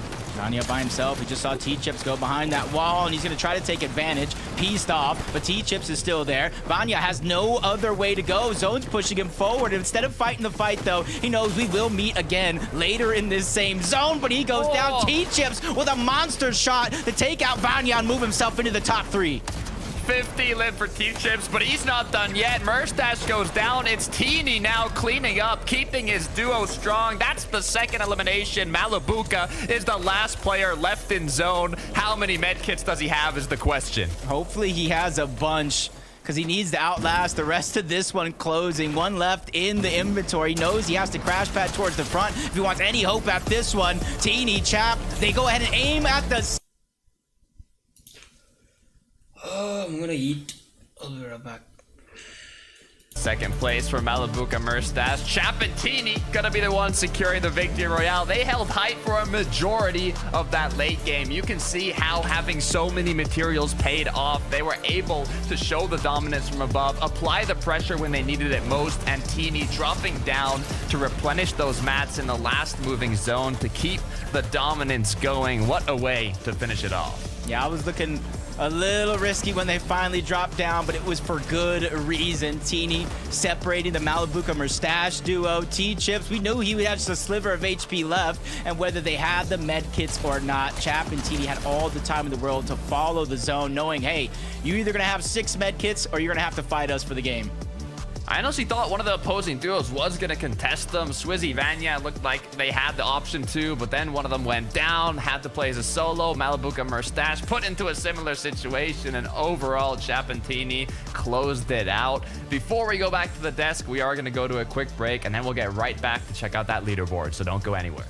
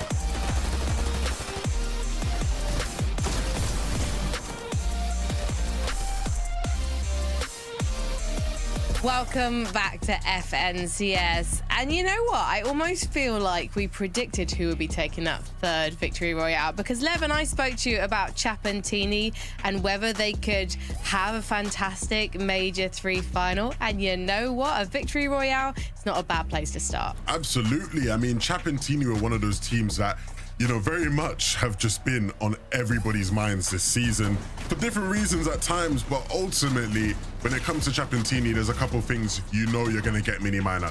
That is aggression, that is eliminations, that is high ground dominance, and we got all of those things in this game. Yeah, we definitely did. I mean, even since the beginning of the game, they went all the way over to that beach on the west side of the map to try and take that fight, get that early Storm Surge damage, and get even a little refresh in the late game there as well, which is what I expected teams to do. I expected teams to play height like this. I expected there to be a team. I didn't know it would be Teeny and Chap. Maybe that should have been on my radar, but I thought we definitely see a team that would just play so much higher than the rest of the lobby. It seemed to be the only strategy that worked during the semi-finals, so I'm surprised we haven't seen that up until now, but it seems to just be the strategies take height and then hold it throughout the rest of these games. It was really interesting as well because their timing was everything with the mats. I feel like there's less experienced teams out there, mini minor, who might have struggled to actually, I guess, save enough for the build. Is that something that's really hard to learn? I think what's hard as well is to not only just get up there. Yeah, we saw them get that elimination, then go up under height. A lot of teams will do that. It's very, very difficult then to maintain that. We saw Chap then going down. I think it was the deal that he took out, went and got those materials, and then they were able to build back up. That's the difficult thing. That's the thing that a lot of teams struggle with, particularly when they're a little bit lower down as well, and so many teams are crash padding up. It becomes so difficult to find those refreshes, but that's what that team did really well in that endgame. And Murstache and Malabuka, they looked like they were considering maybe trying to steal high ground, but in the end, Levin, it just looked like, you know what, we're going to just try and chop them. We'll stay on the low ground where we can get some elims and cause misery for the guys up top. That felt like a really different game for Malabuka and Moustache. They were so disciplined. It wasn't the Malabuka and Moustache of old that were uber aggressive for refreshes and just jumping in boxes. There were opportunities for sure where they could have just jumped in. Even there, right? They get a big tag on to Deceptos. Back in the day, you would have thought Malabuka and Moustache, they just jump in, get the refresh, get the mats. But this game, a lot more patience to it, playing out the mats that they had, and it did them well in the end, right? I think, you know, you expect Malabuka and Moustache Mini to take a lot more risks. That just wasn't them in this game, and I think maybe we'll probably see a bit more of that throughout the day. I think they probably will continue to play like that. Yeah, I hope so. I think it's one of those teams that we spoke about earlier on in the season, right? Is having that, just having putting the brakes on a little bit in these end games. I think it was either in the semi-finals or in the qualifiers. I can't quite put my finger on it, but it seems like this team have just adjusted a little bit into these mid-ground layers, not just jumping in boxes, which is nice to see from them. What else I noticed in that game from those guys as well is they were just riding on the edge of that Storm Surge. They were getting those tags, but they were also taking a lot of damage as well, and that's where that medallion really comes into play. We saw that in the mid-game. They were able to regenerate so much of that HP so easily, and that helped them get to that end game and have a really good game. Yet again, Swizzy and Vaniac currently in second place on the standings have proved that they are a duo that just know how to keep up this consistency level. They weren't really in a position to challenge for high ground this time, but it didn't really matter. They just played for some well-deserved placement points. No, it doesn't matter for these guys. They are sublime. I mean, in so many different ways. I think one of the key facets of why they're able to get to endgame so consistently and pop off is just their timing's always on point, right? When they rotate, right? You know, we know, they like to play for early timers a lot of the time and just be ahead of the rest of the lobby. And they just always seem to be in those positions to do that. But again, in this game, nice clutches as well, right? We talked about that being the defining factor for them in the last grand finals. If they need to clutch up, one of them seems to always manage to do it. We'll also see Pixie and Janice go up the leaderboard now, so maybe this is a duo that's starting to find their groove in the Grand Finals lobby, Mini? Yeah, maybe. I mean, it's a team that I always had questions about, right? Because it's like you have a very experienced player in Janice. You have a player that's sort of, I guess, on the come up. He hasn't been, on the come up for he hasn't been in Grand Finals for too long, right? I think he performed a lot in major or in chapter number 4, right? Was Pixie with Wox, I believe it was. So he sort of burst onto the scene then. I was like, is this team really going to perform too well uncontested at Brawlers Battleground? I thought they'd have a few different strategies when it comes to the early game, but the late game has really surprised me, Levin, as to how well they're playing. Yeah, it was a clean end game. It was a clean end game. I think Janice at the end there as well, clutching up a bit at the back end when Pixie went down. I mean, this is a team that I think when you look at the circumstances of my Brawlers that game, they obviously got W-keyed by all the Olympus teams, right? And so they had to sort of wrap around and storm a bit. So it wasn't the most comfortable of games, but they made the best of it. So that's a good sign for Janice and Pixie fans. Again, it'd feel weird to have global championships and not see Janice there, right? Janice seems to have been involved in all of the greatest moments in comp history. So really, really looking forward to seeing how those guys progress over the next sort of 9 games now. I wonder if Pixie's bringing some W key energy to Janice. Obviously, they're not going full throttle, as you say. They're being balanced about it. But we are really seeing Janice light up the elimination feed with them. Yeah, I mean, you know, when you look at Pixie as a player, he's the kind of player that, again, it's almost, it inspires confidence in you, and you can trust your teammates to win their ones, win their fights. They're going to be there backing them, right? So I think that definitely does play a factor for Janice and give him a bit more confidence in those sort of fights. I'm really excited to see if that confidence can continue. Will it be as consistent as Swizzy and Vaniac's play so far? Let's find out, because it's time for game number 4. Thank you so much. And things are already beginning to heat up here at Takata. We are halfway through day number 1, and I think it's time that our sleeping giants have finally woken up. Our sleeping giants have woken up, but we also have some Titans that are still sleeping. Some of the top teams yet to perform. But look, the good news is, Jacob, after day 1 and day 2, there's a 1.5 times multiplier on the points. I think in Major 1, Andalix Sato were 46th place after day 1, and they finished day 2 in 5th place. From 46th to 5th, anything's possible. The battle bus is ready. Let's get right into the 4th match of the day.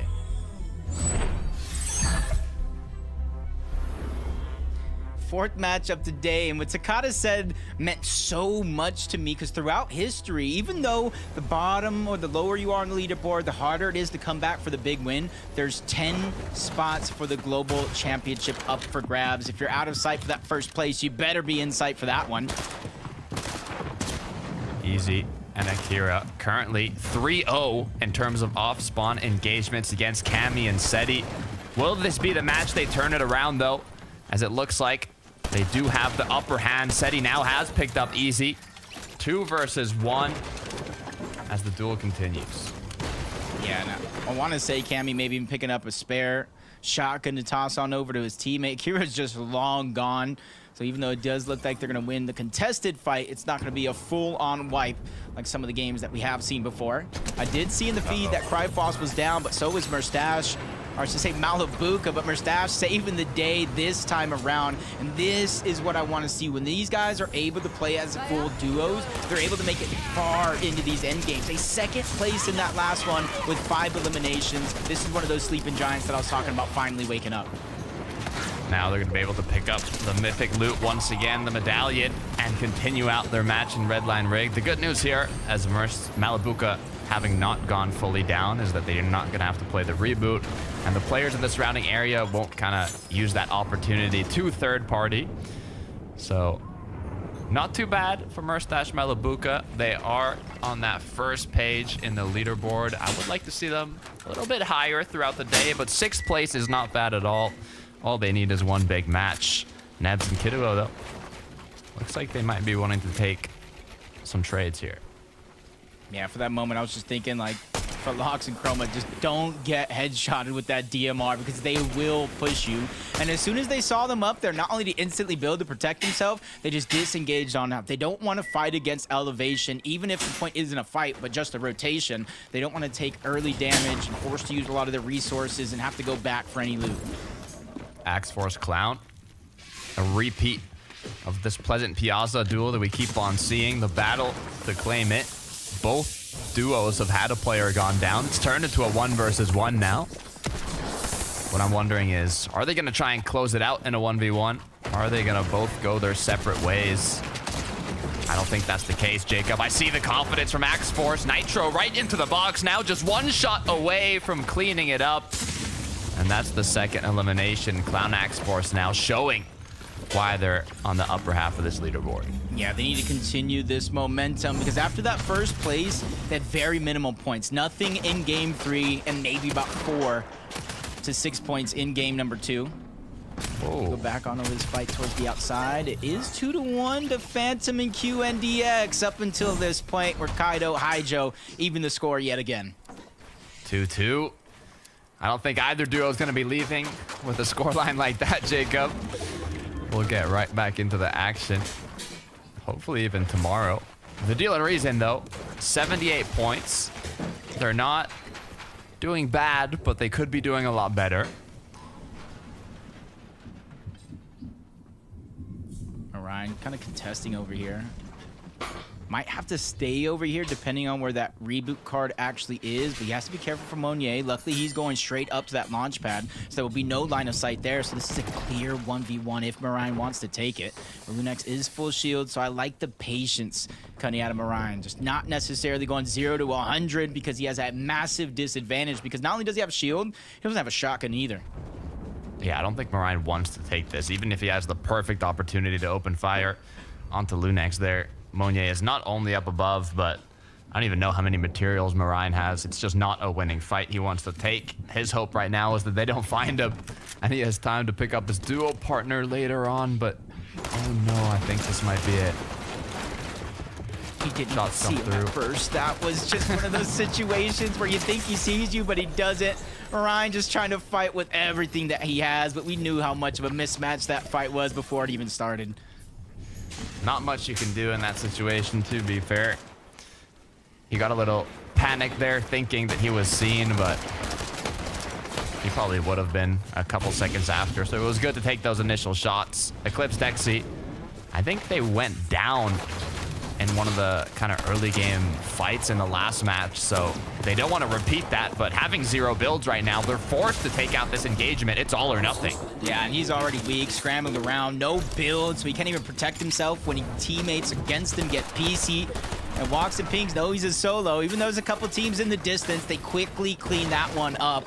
And that was very, very important to clean it up quick, because there's 2 teams towards the north, 1 instantly towards the east. I got to imagine one of them maybe is even Nathan and CZB, because this is the same rotation they've been making all day long. Yeah, I'm looking around. There's just too many duos in the area. If you're at Walks and Ping here, you already secured an elimination and a bit of damage for the second one. You don't really want to put yourself at risk with so many threats in the area. So they are just going to continue rotating on through. Yeah, that's what we would call getting greedy for damage, for any bit of loot. Sometimes you just got to take what you can get, even if it's a singular elimination. There's Nathan CZB, just north of Reckless Reels this time around. Different zone means a little bit of a different path when it comes to finding your surge, finding your loot. And so far, we were talking about north zone suiting them. This time around, it does look like it's going to have that north lean. Lolo looking to see if he can kind of find an angle onto his opponents that crash padded away, but you can see in the minimap how far he actually ended up going. I don't think they're going to find any openings here. It's just the question, do you chase it? You chase it off the side of the mountain. I think you got that one answered relatively quickly. It's a good amount of loot, and with nobody here on this side of the map, you could easily make your way back up that side of the mountain. Just take a bit of time is the only issue, and time is everything, but true. They should be good with that elimination. Thomas and Queasy, 46 points so far. They're going to win a big game here, hopefully, to close out day 1. It's going to be Sky Scroll on the opposing end as they kind of begin their little turtle box fight. Yeah, it's kind of scary to think when you look at Queasy and Thomas, and their best game so far is 13th. And right below them on the leaderboard is Art Skill and Shaco's with 40 points. You continue to look down, 32 points for Sky and Scroll. That's the team that is right across from them. Not too many points separating a lot of these teams on the lower half of the leaderboard, and that's why you think these little moves like this are very, very impactful, deciding your game plan. You can see their resource count very, very low. I would say the big lucky thing for them is they have a good amount of metal, so farming up the brick, the wood, is probably going to be the easiest thing they go through as this rotation happens. Taking a look here, Chapantini is not only getting pressured by a duo below them, but there's also a duo at afar taking shots, so you got to be careful where you open up here. Heals are going to come through, Flowberry's going to come through, and it looks like they will make a rotation with the crash pad towards zone here. Issue is 1, 2, 3, 4 duos in the area.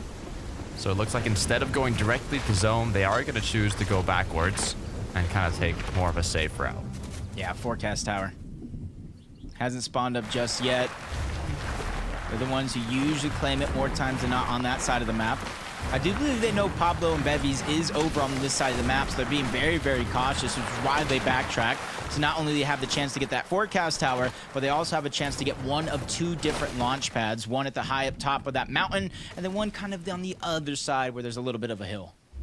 That environmental mobility that kind of helps you get back to zone as quickly as possible for 9 and Della. It's like they're Surge base is kind of getting destructed as they're down below. Good news is they can replenish that quite quickly, as they'll now take a look at the opposing team who was kind of taking shots at them. Don't want to trip though. Falling from that height will not be fun. Almost looked like he was just about to jump on that piece there for a second. Yeah. Surprised if anybody else just got a little bit of jump scare there for a moment. Vico Flixie, not running too far from Reckless Railways. They don't necessarily have to. Yeah, they could have started a little bit of an early rotation going towards the north, but as it's pushing towards the north, all those teams towards the south are going to rotate in this direction, maybe towards the east, maybe a little bit towards the west, but this is going to give Vico Flixie the best chance for some early game surge by staggering themselves like this. Making sure to make use of their time. We talked about it being everything.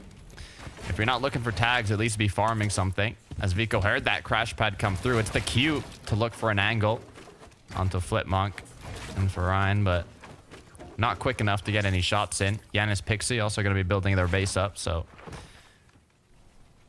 even just 1-2 shots can be everything here on these rotations. Flipmonk now going to get tagged.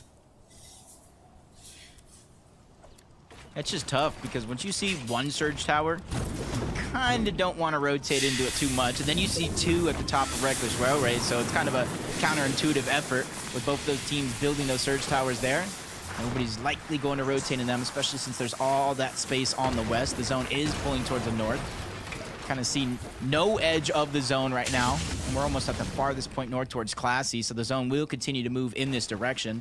And hopefully a lot of teams start to take note of that, position themselves accordingly sooner rather than later, so that way when all these other teams come in low on surge, trying to bully you for their shots, it may not be you because you built such a big base away from everybody else. Seeing Queasy alone there. It's not something I like to see, to be fully honest, Jacob. He's lost Thomas, and now he's kind of forced into that difficult situation of, you know, do I reboot him? When do I reboot him? There's too many duos in the area. It is third zone. The spare loot is inside of Nathan's box right now, so it's going to be a waiting game for Queasy. Yeah, and it's just tough because the zone, like I said, is moving in this direction. So for Queasy, he's kind of hoping go west, maybe some south, go west. So that way, all these players that are currently here will then have to rotate, and that's going to be this opportunity to try to get Thomas's reboot card. But as of now, it started with 2 teams to the north, and now with another one rotating into the south. That's 3 teams now surrounding Queasy in a solo position. Switching on over to Swizzy Vanya. They have bumped themselves up into second place. We talked about there only being a 12-point difference in the last match from 5th to 2nd. Them being in 5th and now being bumped up to 2nd. Can they overthrow Vico and Flixie, though? They've been the most consistent duo so far, but Vico and Flixie had that pop-off finish. It's kind of helped them create that gap between 1st and 2nd place, but this is a marathon, not a race. If Swizzy and Vanya can keep it up in day 2, we might see a change come through.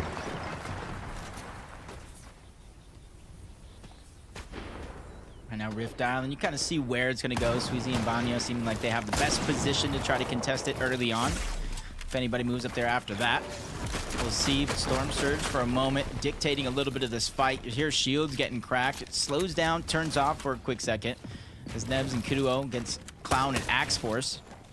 And there's some eliminations for both of these teams already, but they're just kind of stuck in zone. There's one more team to the west that you really don't have to worry about. It's more so those 3 teams on the east that they watch out for and path accordingly. There's about, you said, 3 teams east, 2 teams west, and you have Clown and Axe in the middle of both of them. They are going to choose to take the route towards zone, have medkits to recuperate what they've lost, so no issues there. You are going to have the duos that are on Rift Island, though, with an incredible line of sight to kind of take shots at duos like Clown and Axe as they're rotating in. So they do have to be cautious of that. Use kind of as much environmental cover as they can to not use up their materials. But the good news for them is Akira and Easy are going to be kind of taking battles and shots up against Vanya and Swizzy, so they're not focused on the duos rotating, more the duos directly in front of them. I just shivered just a little bit. Swizzy with the mythic hand cannon. He already has the mythic combat. So Right now, he can pack a punch from far away. Polish and Vodus, they were the ones that quickly were in that line of sight, but you see they get targeted, quickly box up, just like a lot of teams would. Pixie and Yanis, a little slower to rotate on out, but with this rotation, they're going towards the east, quickly moving towards the north. With all the teams that were previously in this position moving towards the south earlier on in some of these zones, that leaves a lot of space for Pixie and Yanis to try to claim. You kind of see them moving up towards the north. They're going to get a sweet spot, and if the zone continues to move in this direction, they're set for the rest of the game. I'm curious how CZB and Nathan might perform as well. I know Levin was talking about it. When these zones pulled up north, just like the zone we're seeing right now, they saw a lot of success in their matches, not having to rotate too far. So we'll see if they can live up to what we kind of predicted earlier on. Can be a north zone. Got a couple teams trying to rotate very, very quickly towards the north. Nathan, CZB, Takata, you talked about them for that quick second, and they wasted no time going north. But surprisingly enough, the zone continues to move even more north where they're currently at. So even though they're safe in the zone for now, their journey is not over yet. It's a perfect start for this duo. Can they finish it off, though? That's what I'm wondering. So far, they're looking healthy. They have a good amount of eliminations, so if they can keep it up, this could be huge. The issue is when you get so many zones and you're already kind of so up north, it can be difficult to find tags. The good news is being on the edge of the zone, all the players rotating in are going to come kind of in the line of sight of CZB and Nathan. So they shouldn't even have to move at all or make any risky peeks to get that damage. You can see Malibuka Murstache rotating from one extreme to the other extreme of the map and doing it almost flawlessly, already being on kind of a prime position in zone. My question is, though, how much damage have they done during that rotate? It must have taken them so long. You see Chapatini, they're moving towards the north. The thing about this zone, you can kind of see a good picture of it here. Almost half the zone is north in the water, which means it is going to cut back towards the south, maybe east, west a little bit. It's very, very telling where this next couple zones could potentially end up as Chapatini over 800 damage above the threshold. They didn't even need to continue fighting. But it's all about proving a point here. That's kind of how they started to become so dominant. Just taking fight after fight. Belusi, Focus, they're the ones that are in the line of sight for now, but Chap takes a big shot. He's forced to back up. Can't really go on the offensive just yet. And Tini knows it's basically by himself, so he's picking and choosing. He shields one. Belusi, he's trying to go all in. They edit it, and that was a misfortune of an edit right there, because Chap tries to go in. He takes a big shot, forced back down yet again. What I'm impressed by in this fight is that they not only have over 1,000 damage ahead of the Storm Surge threshold, but they are still taking these fights with confidence. Chap and Tini are going right in to their opponent's box, knowing they don't even need the damage. They just kind of want to insert that dominance and say, you know, we're here to play. If you want to take the fight, we'll do it. We don't care how much damage you've already done. Kiro has lost Mappy. Good news is it looks like he's gotten a little bit of a surprise, an early birthday present in terms of loot. Choices too. There's another med kit there. Some extra nitro. Wow. He has to be very, very careful. I would say he has to probably grab that med kit again. The zone is opening up just a little bit on his side. So even though he is a solo, I think the zone's favoring him just a little bit in order to try to stay alive. But there's a lot of fallen loot. I think another team sees it. They're trying to move in. That's Forzen and Guden, bro. I don't know if they saw Kiro there, but they saw the loot and they say, hey, we might need that in order to take us that step further into this game. Vico Flixie. Very elevated position here. Should have no issues. Not only getting tags, but also just planning their rotations ahead of time. If they end up not pulling zone, they kind of have a good idea of where a lot of the duos are currently based up and where the ones that might be a threat to them are. As we go right back to Belusi and his duo partner. 65 below. You can see why they were inching themselves closer and closer to a lot of teams as the game progressed. Really haven't found those opportunities to land shots in which they were hoping for. And those opportunities are going to come more and more with risk as the game goes on. But Chap, he takes a big shot, Focus and Belusi, they're not getting too greedy here in this situation. They got the damage. They don't want to risk it all to try to go for that elimination, especially with the next zone yet to reveal itself. But as it does, it's probably one of the farther pulls these guys will face in the lobby so far. Yeah, now you have to make that quick decision. We can no longer stay here. We can no longer kind of trade those shots. It's time to find the rotate as the nitro comes through and they say, hey, we don't even need the rotation. We're going right into their box. 2 quick eliminations, but Lucy sent right back to the lobby. The last thing I would have expected with the zone being pulled so far, but Chapentini, they're them. These guys are one of the best at doing that. Just weakening the walls just enough, not taking them down altogether, but just enough so they can double nitro into the box, catching multiple opponents off guard today total. But that was just one prime example of that. And that's why Lunex and Monier, they have to be careful. I know you might want that loot, try to scrounge together whatever you can, but you should wait until Chapentini leave first. Those are the plays you have to make, though, to put yourself in the position to close out these late games.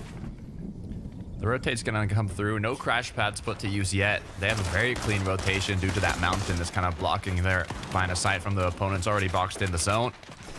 You can kind of see them even rotating in the north side of the mini-map there. Looks like they have a pretty clean route into the zone. CZB Nathan, though, gonna choose to use a crash pad. Oh, almost taken down, but the pressure's on now. Nathan has to do a good job of holding the builds here, and they cannot peek. Yeah, I think a couple teams, even the one that landed those shots, spotted them out, quickly tried to shoot some shots and focus on those builds, but they were building in metal. They expanded very, very quickly. So they knew it was going to take a lot of focus in that direction if they were going to go ahead and try to continue to tag them. So they set their eyes elsewhere. If you look across on the low island, might as well call this Vico Island for now. He's here by himself without Flixie. So even though he does have a massive lead in first place, I don't know how long it's going to last. He's pulled zone, though. This is exactly what Vico needed. Not having a duo partner. The potential of threat was high if he was not going to pull zone, but he's the only person currently in this zone. The thing is now, all the players in the lobby are going to start rotating towards him, building on top of him, building around him. So he has to choose. Does he kind of want to build another box up? Does he just want to stay exactly where he is and let the clock tick? Cammy and Seti now. The first game they'd won off spawn. The first late game we're seeing played out by them. Can they make it count? I hope they do make it count. Because it's okay to have a little bit of a slow start, but in 4 straight games in a row, that's not the start you want to have. Even with the point multiplier for day 2, it's just kind of make it harder and harder for yourself to try to come back. As Lolo gets spotted out by Cammy Seti, they make quick work of him. Unfortunately, they're not able to move over and grab that loot. But at least they can keep focusing these teams that have to rotate into them.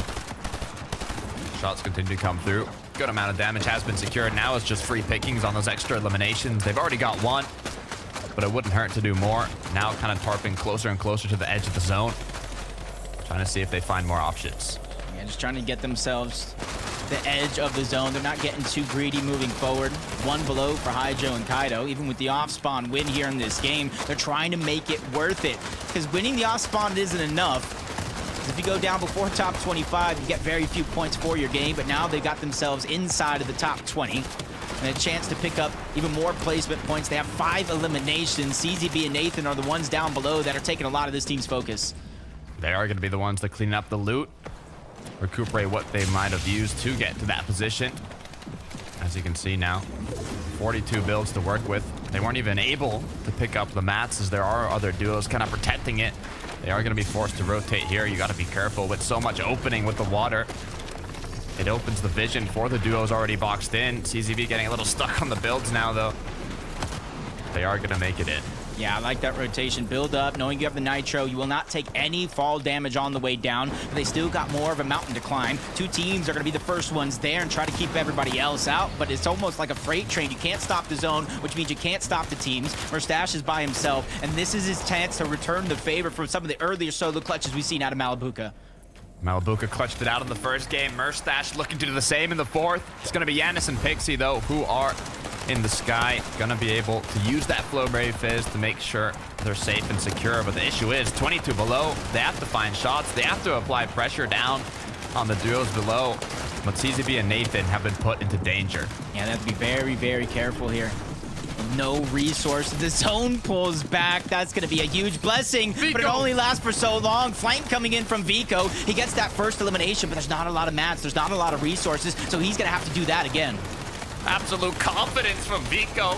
Not a scare in the world in the 2 versus 1. He does pick up that refresh. Flowberry now going to bring him to 110 effective HP and shield as Yanis and Pixie are continuing to maintain height. But Cammy and Seti, they know they need a big game, and this could be the moment to take it. Yeah, Yanis, Pixie landed some shots on the way down. Let them know, hey, we see you. It's not going to be that easy as they went ahead and maintain their position well above. But Seti, Cammy, not done just yet. They break them down once more, and this is where they're not going to challenge for the high ground just yet. 10th zone, they still got more time to go. Vico's staying alive, but very narrowly. 15 HP and shield that goes out the window as Akira and Easy enter the box. Akira Easy continuing to hold on strong. This is the duo that contest Cammy and Seti. Cammy has gone down, Seti as well. Both players down now, but their opposing duo, Easy and Akira, they're looking strong. Hey, when both teams are making it happen from the POI, they even look towards the backside of the zone, find another couple eliminations, trying to steal that loot as quickly as possible. Zone is pushing them in. Their time is definitely running out, but Yanis and Pixie, they're smiling ear to ear. Nobody really has contested them other than the one team that already went down. They have space. They're applying pressure, but the player is stuck here in the mud. It's Ping, it's Walks. They have the option to play aggressive. They're going to take it. Akira goes down. 1 player left. Their momentum has slowly but surely has slowed down just a little bit, but Easy's still alive, the only solo left in the game. He's getting pushed by 2 different teams. It gets taken down by Walks, but you have to be careful. Cheeps and Turtle are still there. They're the ones that are shooting down, causing a lot of the pressure. It might come down to the height versus low, the 2v2, but there's still a lot of pressure down below. Sheeps gets knocked down. Turtle falls shortly after. It's now Walks and Ping all up against Pixie and Yanis. Now, this is their chance to move up that leaderboard for sure. 2v2 situation. Ping's already weak. Walks is taking a lot of damage, but Yanis is down. Pixie falls like thieves in the night. Ping and Walks steal that game away. It off without a sweat. That was an intense last moment for both duos. Cammy and Seti from 50th on the leaderboard, clutching it up to be right back into the match, to Walks cleaning it up in those last seconds. What a way to close out the 4th match. Yeah, that was one that was kind of a nail-biter of a finish. You almost thought Pixie and Yanis had it in the bag. They had high ground. They had full control. They're even pressuring the final 2 teams on that low ground, but Ping and Walks, they have turned it around. Multiple eliminations. Even though they're not getting a massive amount of builds from all of this, those are the builds that they've been used to claim the high ground and eventually take the game. This is the game they needed to take that top side of the leaderboard. They were playing well, but they needed that big match, and this is exactly what's going to give them that shot to bump themselves up to potentially close to that 1st place spot. So it's going to be an interesting one as the leaderboard shakes out. We need some time, so we're going to throw it a quick commercial break, and we'll see who's in first after that.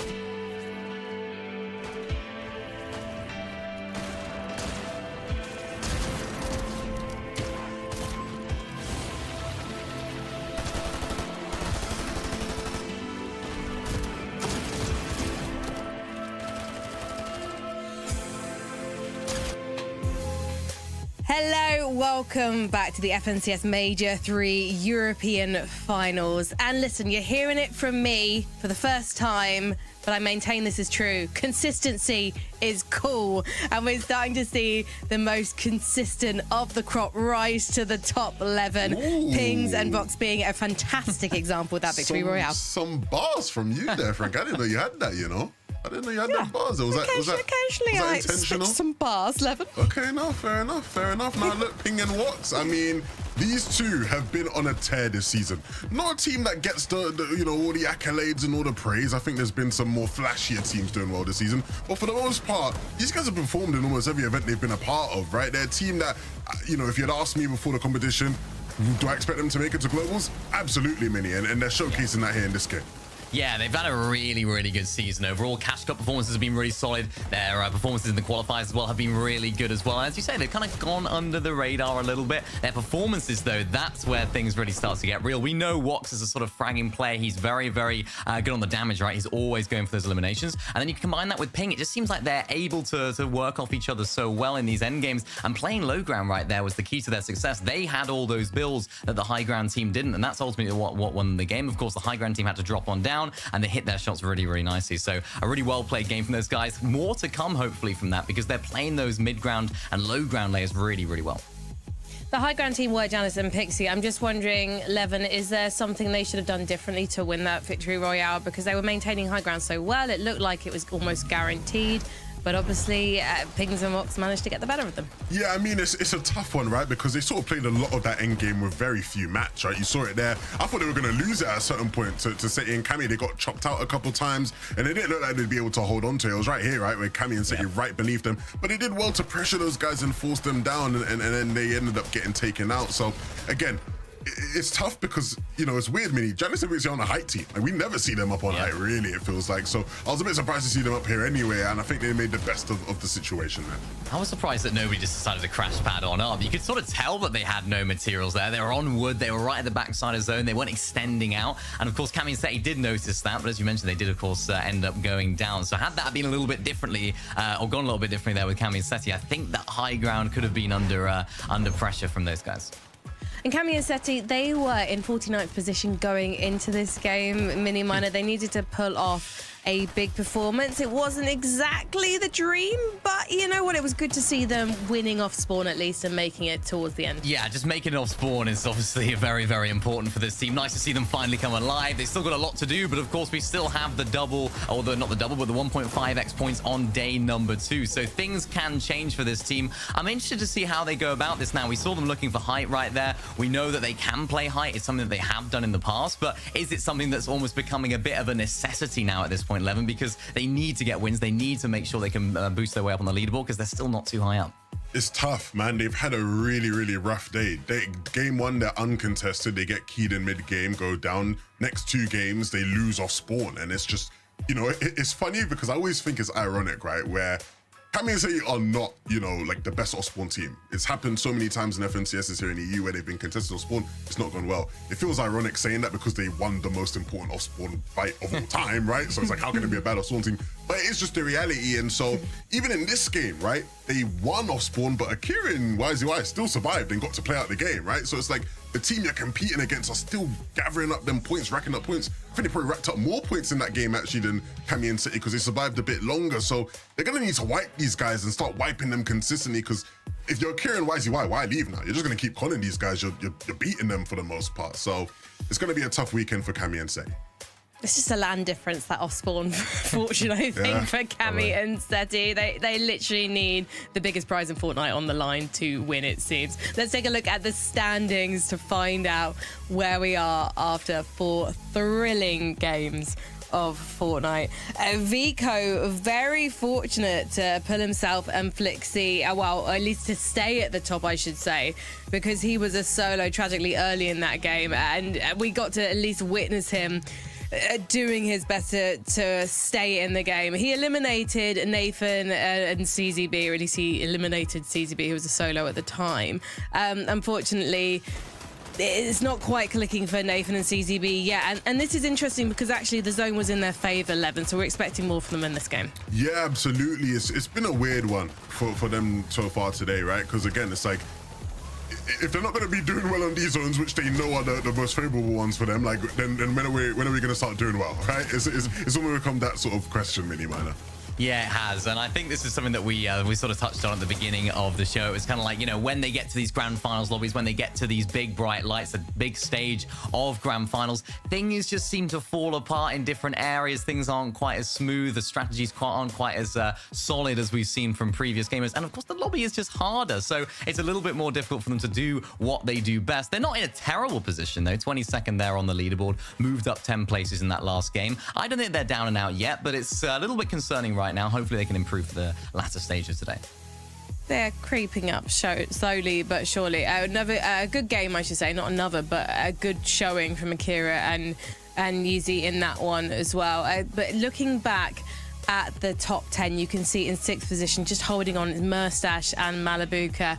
And I feel like it's textbook now for Major 3. Merstash holding on for dear life, Mini Miner, at the end of that game. Yeah, very, very tough game for these guys. I mean, that's a 16th place with 2 eliminations. Of course, Mustache being the one to solo clutch. We spoke about it at the beginning of the show as well. I talked about how Mustache hasn't necessarily been that guy when it comes to the solo clutches this season, or indeed this chapter, apart from maybe the beginning of the chapter. So it just seems like that is a bit of a problem for them at the moment. If they're both alive, I'm very, very confident in them. But those solo clutches, we don't want to see it happening.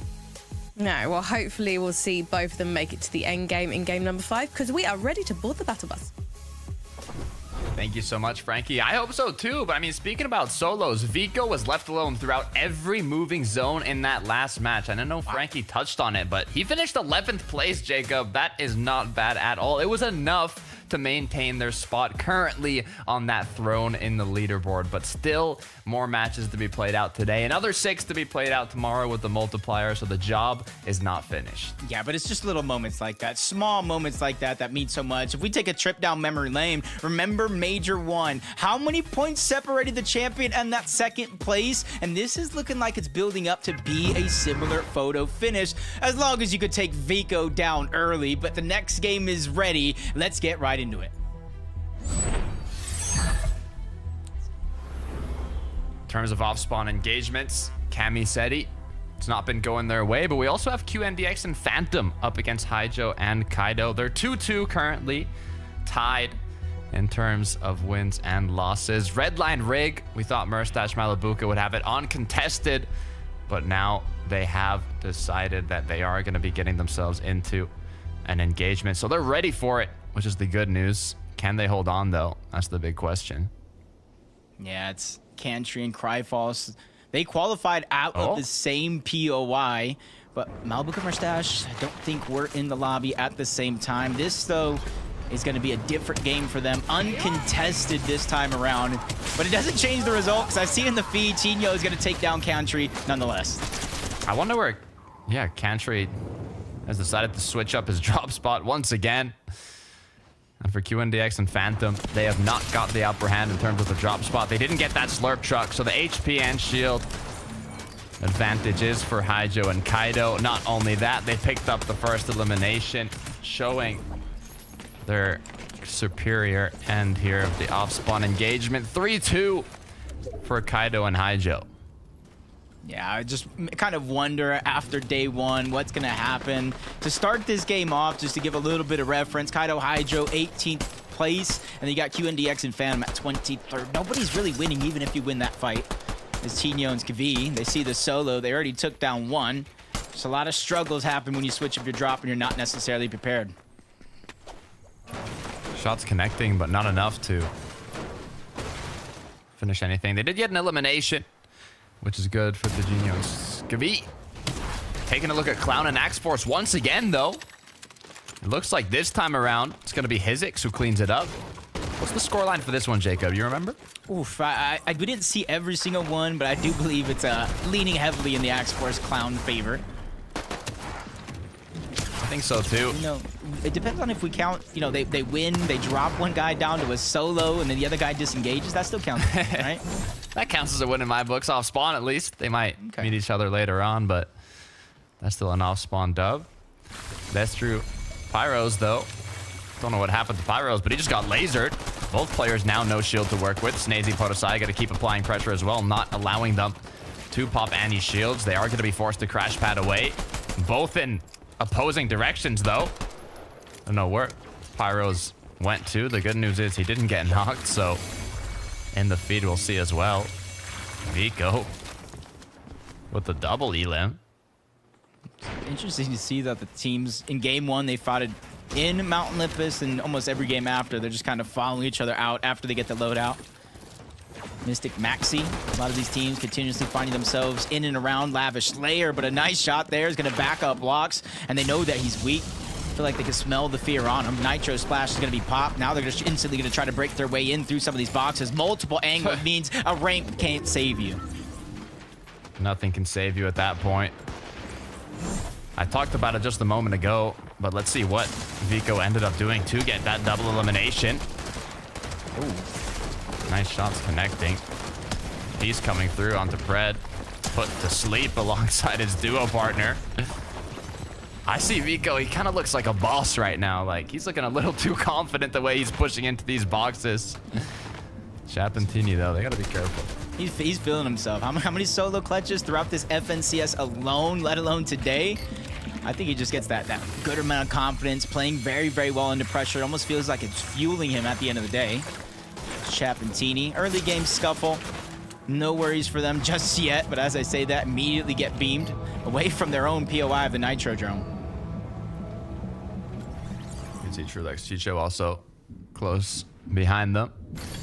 Our match winners. Walks and Ping here. In the Underworld, not another duo in sight. You can see it was even their first ever victory royale in an FNCS finals. So you can add that to the list. A lot of kind of first time FNCS final VRs for the teams competing today. Chaptini, they were looking safe, they were looking secure, but now they're looking dominant as Chicho is under a lot of pressure. This is good for the lobby. No more Chicho, TrueLex Skybase this game if they're able to take him out, but Teeny just oversteps his boundaries. One too many steps. Surprise attack. I'm not even sure he knew exactly where it came from. TrueLex and Chicho, they might be separated, but they're playing as a full duo. Just making sure to communicate everything. You don't know exactly where they're at. And you can see two different layers on top of that one. I agree with the disengage coming out from Chapentini. If you don't know exactly where to fight against, you might not want to be there at all. See the amount of players around the Nitro Drone. Even more wandering on in as TrueLex is gonna choose to kind of play this one out slower, refarm up, and wait for more of a secure opportunity to do anything a bit more risky.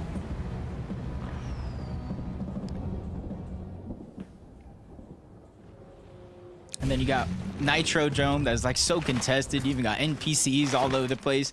And then we just go to the other side of the map. It is pulling south, and then Vanya Swizzy just smooth sailing. Nothing to worry about. Very few teams even in the distance. You see one very far away that's probably trying to rotate and do the same thing.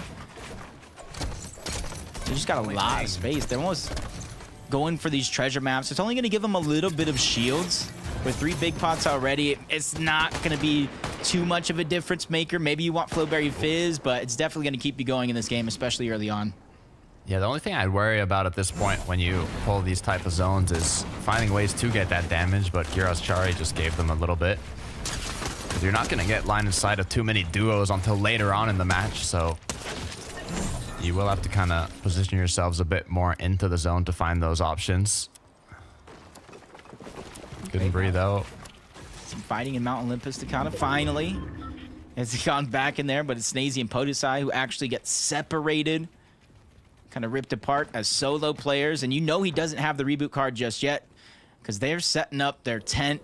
They got the s'mores out. They're ready to camp that one and make sure he cannot come back for it. In the meantime, we have some duos trying to do a race to the sky base. It's Dexy Eclipse. Up above connecting a shot, but the crash pad to drop themselves back down. Will they be able to make it out? As now they're forced to continue. Almost every single mat is being used to finish off this fight. Uh-oh. Is it going to be worth it for Dexy and Eclipse in the end, though, as they continue the hunt? They spotted him out just a little bit. They might not be able to jump on him, but now they're closing in on the distance. Piece control goes out, quickly blocks it off, dips the toe in. He knows he needs those kind of outmatch his opponent. And now he can dash his way in if he so wanted, but a quick shot from the sky. Both Eclipse and Dexy are taking too much damage for their own liking. They're going to try and slow things down just a little bit, rightfully so, because you see that team towards the east, that third party. They heard all that shots going on, and they're closing the distance slowly but surely. Both duos now left with no materials, forced to farm back up. Meanwhile, Cheeps and Turtle are going to be the ones coming on in to see if they can clean up what was left unfinished. Kovacs, though, now kind of taking some pop shots onto Pahawa, but nothing overly aggressive yet. Fighting over that bunker. Hasn't necessarily opened up just yet, but you don't want to give the other team just kind of the best chance to just move in, steal away all the loot. So Comeback and Pahawa just trying to hold their ground. Kovacs is making sure that he has as many of the pieces underneath his control. Zone moving in. It's not too far from where they're at, but if they intend to box fight for this bunker, they're going to stay in the zone. The good news is it is third zone, so it's not necessarily going to do too much damage, and they can kind of afford to tank a little bit of that storm damage. Sky and Scroll looking to see if they can kind of plan a sneak attack. You have Cheeps and Turtle close by, unaware that Sky and Scroll have vision onto Cheeps right now. The 3-2-1 could be all it takes. Zooming in, but unable to connect those crucial shots that you need to hit in these grand finals. Sky was looking, he was feeling confident. He knew they were separated just a little bit, but he takes too much damage as he falls towards the side of that hill. Still closing the gap, forcing them to play for a little bit more piece control. Now it's the situation where Turtle and Cheeps, even though they have full control over this bunker, they can't go down into the bunker because then it leaves them into a 2v1 situation or ultimately traps them down together if they both go down. 30 seconds until the zone starts closing. There is 3 duos that are up on the rotate towards zone, so if either of these duos kind of make an escape and try and run away after being cracked or tagged, they could run right into a healthy duo, which would be extremely dangerous. But the battle for the bunker is what's on their mind right now. It does look like another team is slowly rotating in this direction. Yeah, they're elevated a little bit lower on that shoreline next to the dashes, but they continue to hear these two teams fighting it out. They could get a little nosy, close this distance, and make it harder for either one of these teams to survive. But with the zone moving in, they're going to have to make that decision quick, how long, or even if they want to stagger themselves to try to make this worth it. Clock's ticking now inside of the zone. They are going to be losing HP. It's going to be 4th zone in just a minute here. As Sky and Scroll decide now's the time. We need to make a play, but unable to hit that initial shot. They don't have an opening. Misses the next one. Bro, why is EU so Scroll needs boring, to connect one of these shots if they want to continue pushing. Yeah, this is the tough situation I was talking about. Turtle goes in, Cheap stays out. They're separated as 2 different solos, but Cheeps is doing a good job of holding his ground for now. He does have the cola for the shield that he lost, instantly able to get it back on up. It is going to take some time, though. But with him using the cola, he's going to be fresh out of heals, which means this disengage is going to be good for both of these teams. Depending on what they found in the bunker and depending on what Turtle actually had in his inventory, there might not be a lot of HP heals on either one of those 2 players in the duo. Yeah.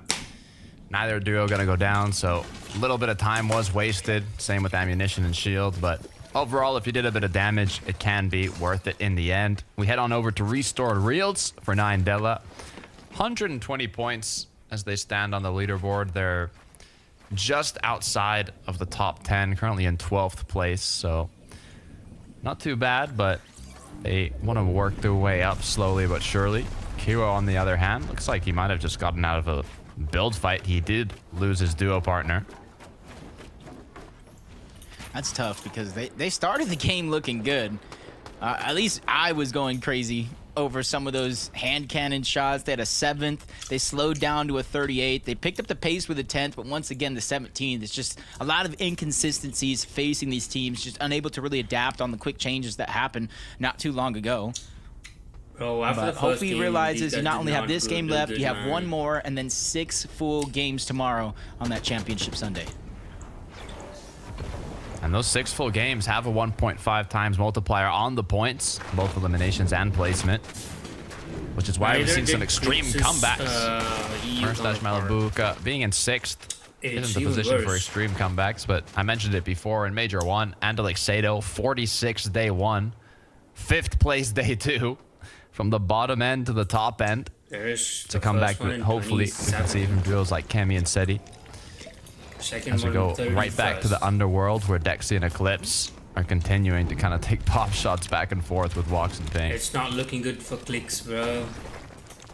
It's not too bad right now. You got the crash pads, Flowberry Fizz. 36. You have the dashes. And since it is early zone for the damage, you can't be taking damage. You got to be confident. Lands that shot, quickly cleans up the knock. And now they have a 2v1 onto Eclipse, and you see him crouch. He's just trying to hide as much of the audio as possible. They know exactly which direction he went. They go in, Pings goes down, but luckily they have the numbers on their side. Walks quickly cleans that one up. And they are 1,300? Am I reading that right? 1,300 above the damage threshold? What is That's got to be the highest that we've seen today. Even, I mean, I don't remember when I've seen someone with more damage than Walks and Ping. I don't know where this damage has been coming from, but clearly they're doing something right. It makes sense. It makes sense.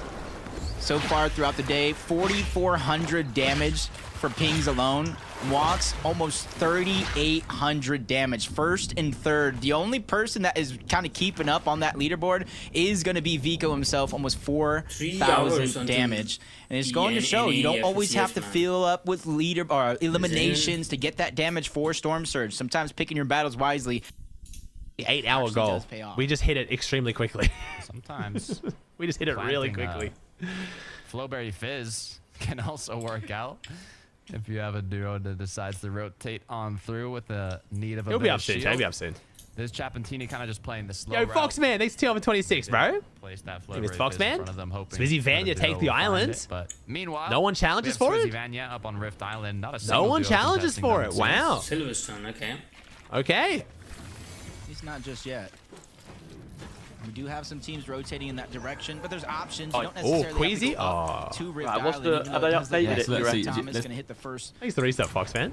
Rift down below, but they're probably just scouting out the location above, seeing what they can grab. They go right down below, and that's the thing that I was talking about. You don't. He lied about going island 12 out of 12. Liar. That can help you with your rotation, and since they are in zone for now, think Chapman have a chance to win it all? Yeah, man, they definitely can. Wait for the next zone to pull away. They're taking some aggressive fights though that scare me a little bit for the consistency of winning that many fights. I mean, it's Chapantini. They're absolute demons at fighting. But positioned in the surrounding area, which also opens up vision too.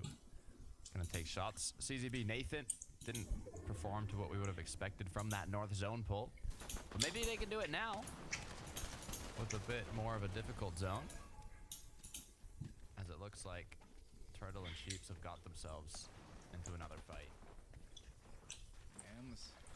Don't even see Cheeps anyway. I got Turtle on the run. 24 below. Nice slide by Lolo. Quickly gets in through. Tries to go ahead and block his opponent off. Doesn't find the build that he needs, but Turtle runs out of space. He tries to go for a quick haymaker shot, but gets taken down. Him and Cheeps fighting for that bunker seems to be the disastrous move that they made so far. Good news is, being in the underworld, having that reverb sticks, they do get those dashes to make it on into zone a lot quicker. So no issues there. Chapantini, though, this is not a fight I kind of like to see. There's so many duos around them that even though I want to actually play the game, but you guys will be watching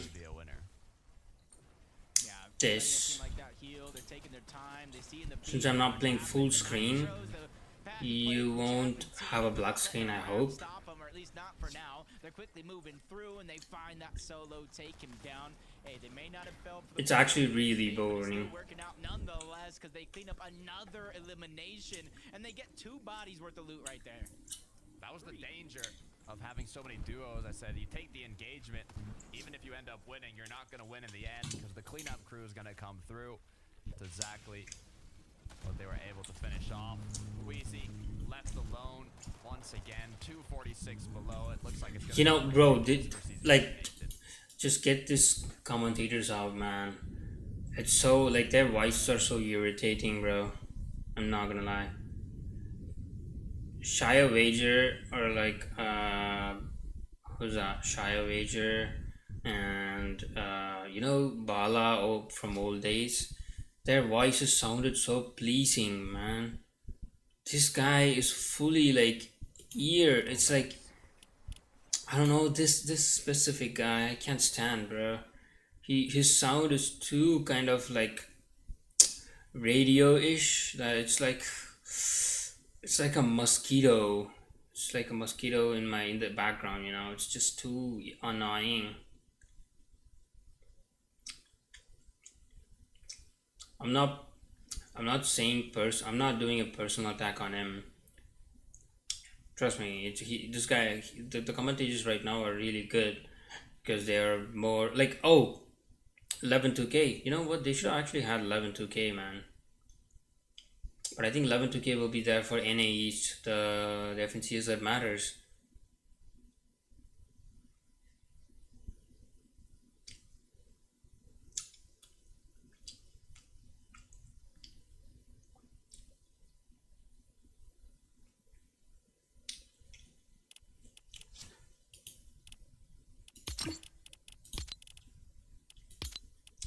Maybe maybe it's because I'm sick. I'm not like perfect today. I don't know why. I'm kind of sick. So that's why, like, anything that's too distracting, too like, my threshold is very low today. I want to know, before I play, I want to make sure you guys don't see a black screen. You know, that's the last thing you guys want to see.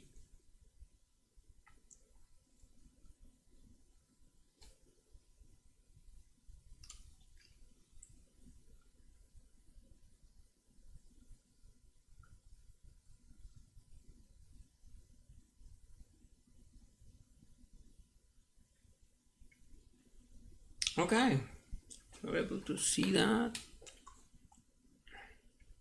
Are you guys fine with not having an audio? You know what? I'll take him out. Yeah, I'm with you guys. I'll have sounds for you guys.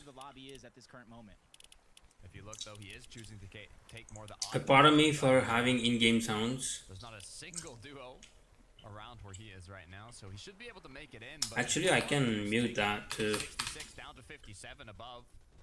He might just be under once he makes it in zone. He's gonna have to find that damage quickly. Yeah, and everybody in the top 5, including Pixie and Yanis, still alive. There you go. So now you guys are actually chilling. Is still alive. They're just gaining points, placement points, elimination points, and for you to go down here, it's barely in that 25-point placement. Points are barely starting to get in. They set their eyes on a whole nother team, land some good shots for Storm Surge, but with the zone pushing them in, they're not going to get too greedy. West is where the zone's gonna pull. These duos now gonna have to find their way towards it. Chicho, TrueLex, nice little elevated position to take shots on the majority of the lobby. That has to make that rotate. Vico, having got that elimination, has given them a little moment to relax, but still only 134 above. It's not enough to feel confident. The good news is Storm Surge is no longer active due to the amount of players that are up, but it's still possible to come back soon. And Vico did a good job as a solo in that last game, picking up a great amount of points by himself. It's the reason why they're still in the lead, and they're only in the lead by just a mere 8 points to Ping and Walks. So it's very, very crucial to continue to stay together, use the power of the duo, and you see them peeking through. What is this next rotation for them? They have the Nitros, and they could drop down at any moment onto any of these teams trying to rotate on out.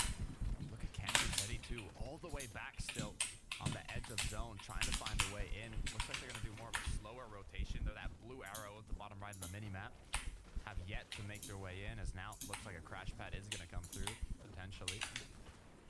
Will it be successful though? Yep. Ooh, maybe not. I was gonna assume there, Omen, he just got caught on the edge. One of those risky scenarios, life flashing before your eyes, but he's reunited with Candy. They have the flow berry fizz. The only thing missing is the HP between the two, but they got themselves a low layer front side of the zone. All they gotta do is wait and see which direction it pulls. They're hoping the zone pulls back to them. They're kind of playing for that pull. Is it going to be in their favor? I wouldn't say yes, I wouldn't say no. there is that possibility to continue on going from this part of the zone. For a couple teams, they're going to move up. They try to play very big, maybe even some nitro front side of zone. And since they can see where everybody's at, they can quickly try to find their way towards the high ground yet again. No, a little bit of a miss at the Flowberry Fizz. It means he's going to go even higher, but luckily for him, he has those dashes. Issue is his duo partner, opposite end of the zone, forced to use every single dash they had. As now players land on top of the zone, shots come through. Shield is running lower and lower, but they're still gonna play for height. It's like throw that one in the blooper reel for a moment. Great to see them answer back with Rico. Flixie come flying by through the sky. Flixie takes the front four, does that damage, and they're not ready to take it just yet. That zone may be too soon for them and some of the other teams in the lobby. What makes it a real threat, as Cammy had said, he now get focused not by one, but multiple teams. But it's Rico and Flixie already get both of those eliminations. But for one duo to the next, Focus and Balusi are now taking their attention. Annihilated. We know how much Vico and Flixie like to play height, but they just don't have enough materials for these builds. Is what Vico has. They need some refreshes before they look up. Pixie Yanis, though, they are on a layer that they can look up. They see full metal, though. A full-on sky base has already been built. Is it enough to scare them away? All depends if the crash pad is viable in that moment. Pixie Yanis, they're not even planning to look up just yet. When Yanis takes the lead onto that one, you see them peek it up, and that's going to be the first time. Maniac and Busy, they're smooth sailing for now, but at any moment you've seen throughout the course, not only this weekend so far, but the FNCS qualifiers, high ground is not safe at any moment. Team Rocks, they're making sure low ground is not safe either. Can they get another?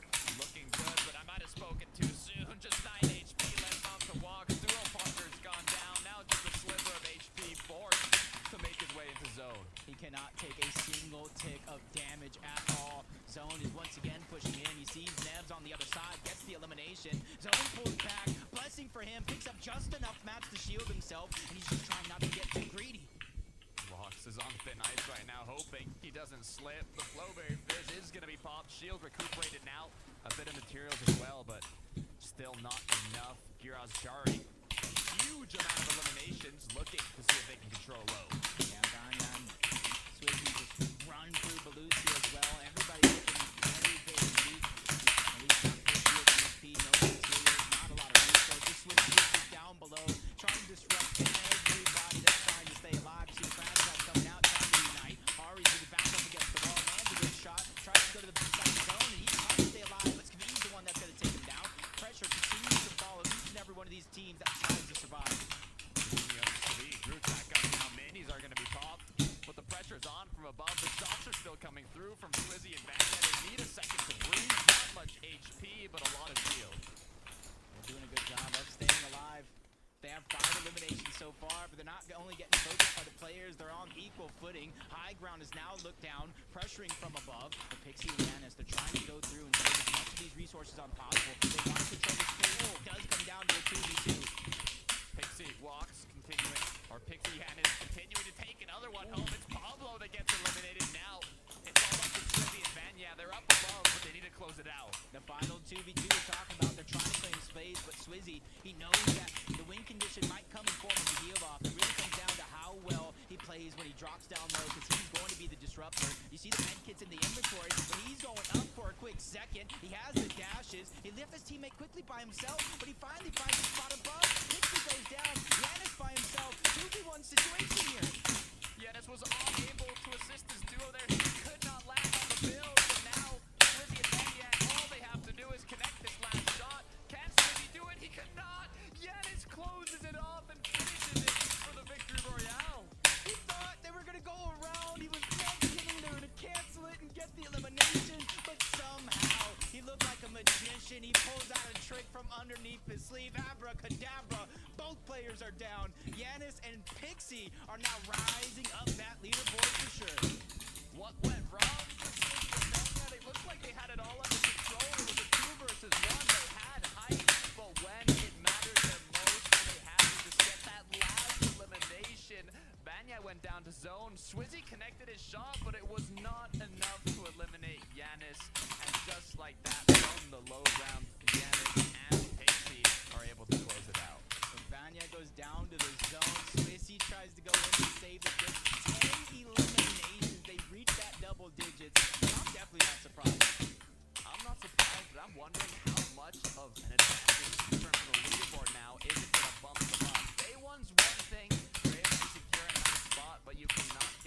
comfortable because of that multiplier on day 2. We're going to head to a break, but when we're back, we'll get right into the action once again, so don't go anywhere. We'll see you.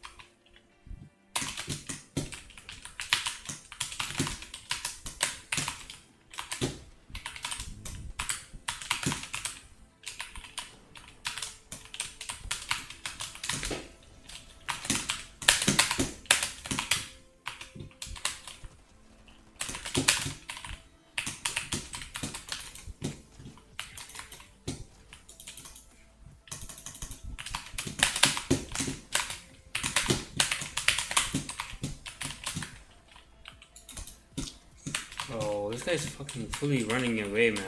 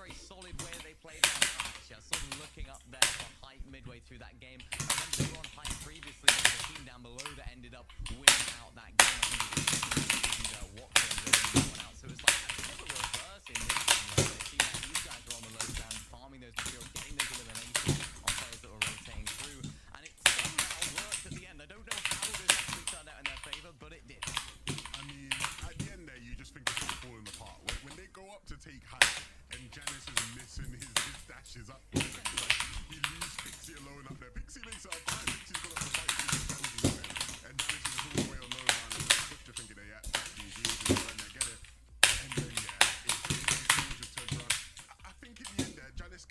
very lucky with the terrain for one. The rock here is massive. Like, to get around it, you have to like really just like go into storm and get around it. And then I think making that money.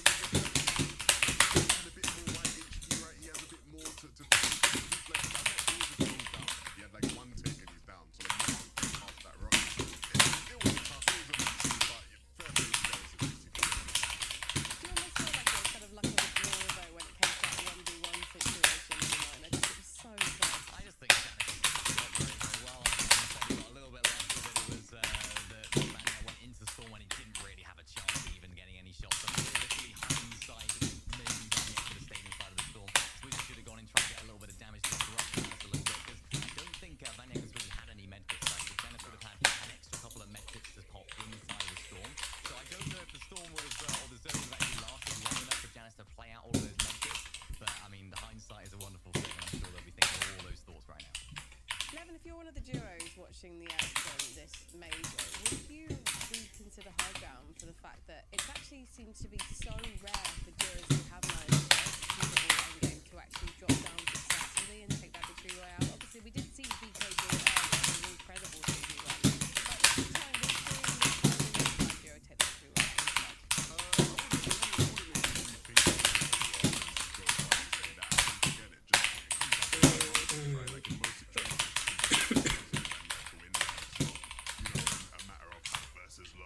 Philosophically, how different it is, like, it just happened, you know, and as it stands, that's actually how it was.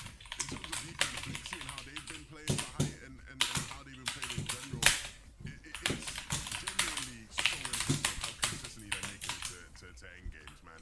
Like, some of their worst games have just been games where maybe they still make it, they get like a 11th or 9th or something, but they just get a bunch of living and a bunch of points to go with it. Like, the way they are playing right now, again, if they can keep this up and have one or two of their typical teams pop up tomorrow in the 1.5x format, really, this team's going to be well in for a chance to take home the action. I want to just jump in here really quickly. Really minor, what do you expect at the start of the game to see King and Box at the top of the standings? 100% not. It was one of those teams that, yeah, as Levin correctly said earlier, they were sort of expected to be inside that top 10. They've had a really, really good season, gone under the radar a lot as well. But it just seems like they've really, really come into their own in this grand finals right here. They had a little bit of a rough start with that 16, but so far it's been all top 7s. Of course, that's 5th place in that last game. What do we have to take that off to? Because what a fantastic little clutch hit from him. We spoke so much about how good of a player that he is individually, and right there, Levin, he just showed it. Yeah, no, it's funny because Golden Walks are one of those teams that I think some people had as a dark horse to do really, really well in FNCS. It's because they were a team that before the shift in the meta, they weren't a team that relied on slurp tactic. Like, they weren't one of those teams that's just sat on the slurp tactics all game, like using it 300 times. You know, like, they were a team that didn't rely on it too much and were still successful. So in a world where it's now not as important, you would have expected them to be even more successful, right? So still, first place is a bit of a shock, I think, for most people, but they've deserved it. They played really well today. And they're getting 1,300 damage there as well. Just thinking back to the beginning of the game, I know Takata mentioned it. 1,300 damage at that area of the map is so difficult to do. And just winning the fights there, which just sets them up for success so easy. So no, there's no reason why they shouldn't have it, really, with how they're playing right now. One of the biggest movers and shakers in terms of duos in this top 10 is Gyrus and Cherry boys. And I feel like the way that they played that last game, I think they had 9 by the end of it, is a great sign for tomorrow when we have that 1.5 times multiplier on all of the points 11. Can they keep up this kind of performance? Is this normal for them? I wasn't like, they told me, hey, there's a team right now that's like near double-digit LMs and like popping off in mid-game and it's like a big solo clutch right now. And you asked me to guess which team is it going to be. I would not say Gyrus and Jari in like 100 times if you asked me. You wouldn't say the name. So very impressive in them, right? It's not this. It's just genuinely like big surprise. And they're playing really well, so fair play to them. I was fair play to them. Yeah, no, I completely agree. I think this is a team that haven't really had that great of a season when I'm looking back at some of their placings in qualified. I haven't really seen too much to get too excited about, but they performed well in the semi-finals and of course now performing incredibly well here. Well, we just got one more game left to play on day 1 of the FNCS Majors Free Finals. So let's pick it up. This is the last game of the day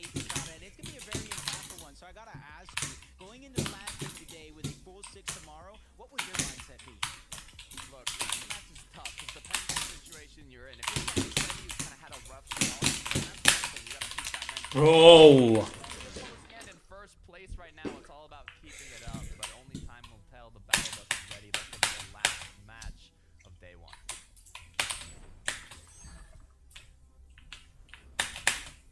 These games today have been nothing less than just pure excitement coming down to the wire. We got some huge clutches, even that last one by Giannis. He played his cards absolutely perfect, forced them in the zone to go get him. Not a fun fight. We haven't seen too much of so far.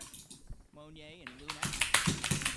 Even though we haven't seen them go up against Moran and Cade, we've seen them come out on top more times. They're not playing these games out. Moran's going on the full offensive. Cade is there to try to follow along some damage. The Nitro Splash is dropping him around, but it doesn't look like he's gonna survive. And because of the Nitro, he does get the elimination.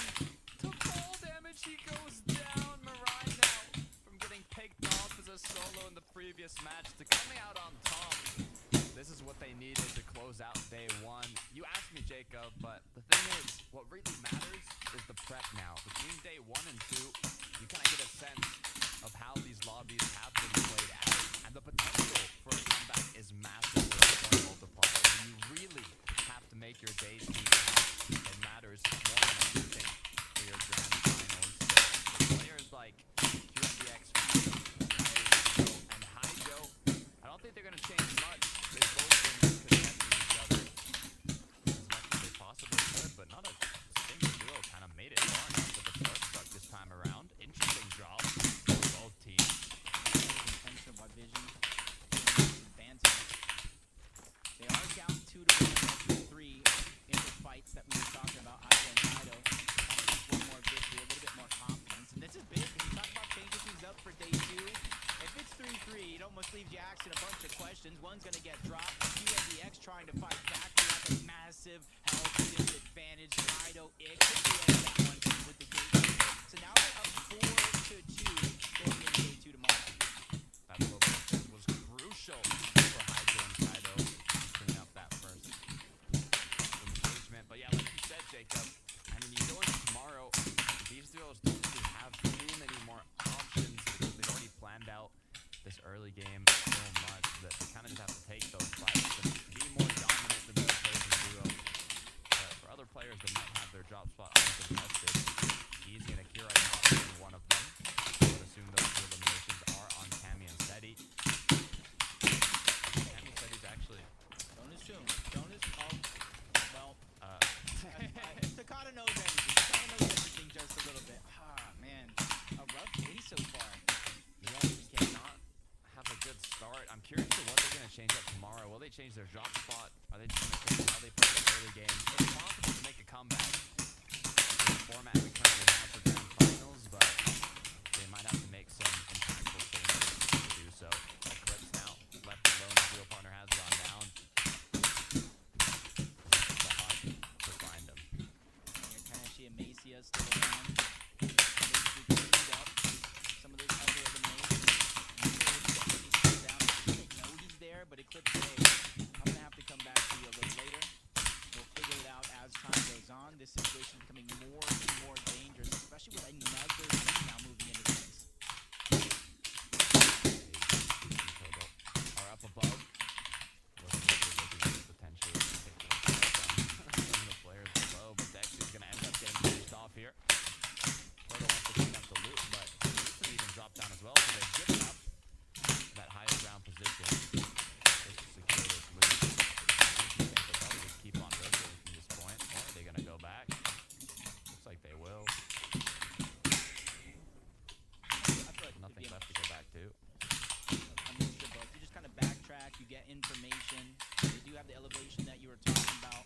There are teams nearby, but on the side of the map, it's a whole different vibe. It's like a forest. You get in there, you get lost sometimes. It's easy. So even though they elevated themselves to get as much info as possible, I'm not sure they were actually able to acquire much. Hero kind of throwing their heels to where they're going to build that surge base. So they can reuse it. If you don't have cactus heals, at least get extra heals, extra shield. You can use later on.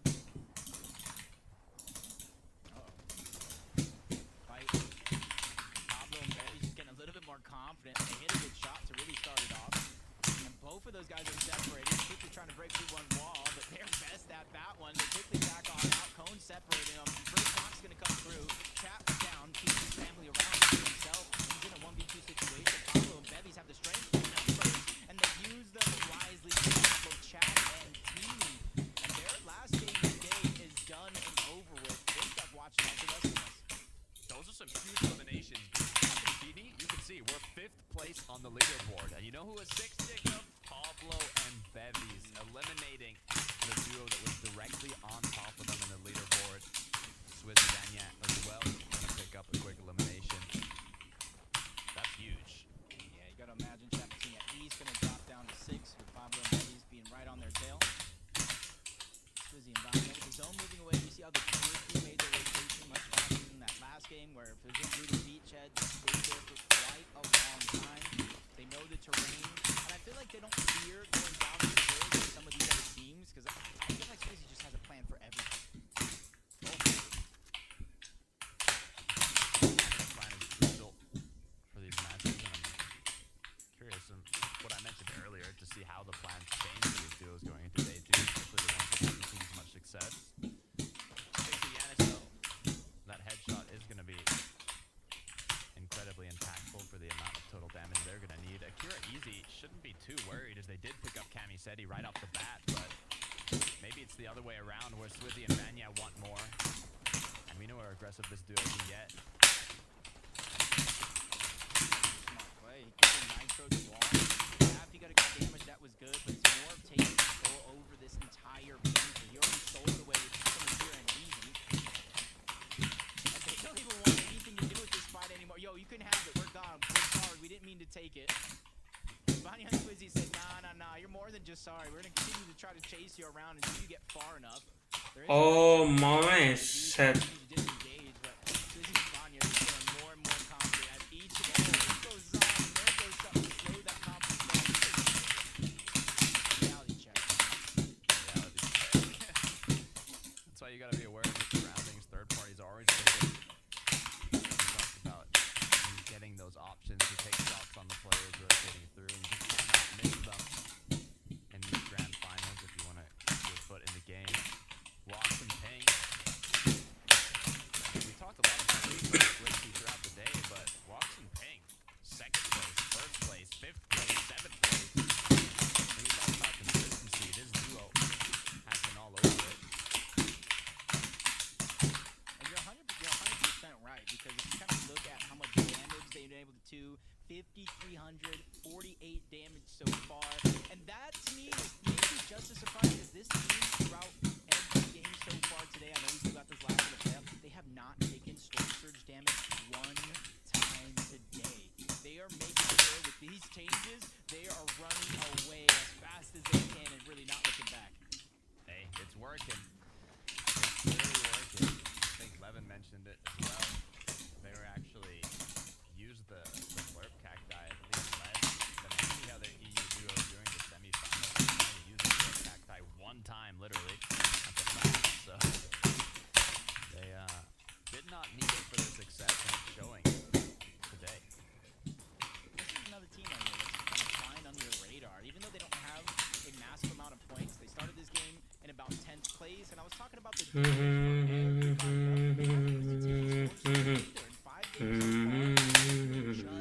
enough damage to make sure they don't have to worry about Storm Surge. Not anything that blows your mind by any means, but the consistency is, as long as they can kind of capitalize on that fact, I feel like day 2's going to be a good game.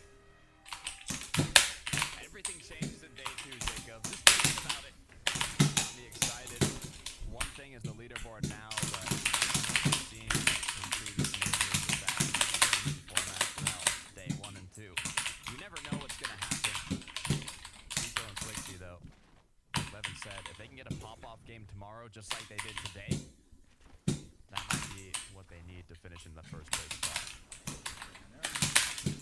Right now, Vico and Flixie at least are only 4 points down. And honestly, even looking at that whole leaderboard, some would be a little scared of the almost 80-plus point differential to them in 5th place.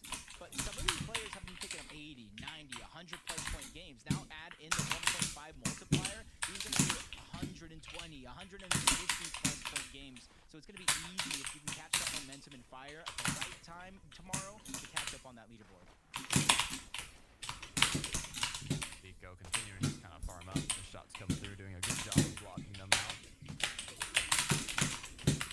Reckless, pretty calm, does a lot of duos, but not too much aggression. Murstache Malabuka no longer contested, it seems. They were kind of contested halfway throughout the tournament. That might have thrown them off a little bit in terms of the game plan, but they were contested as well quite a bit during the qualifiers. So now they're back in business, back to the original game plan. 70% win rate on this season. We're not talking about this season.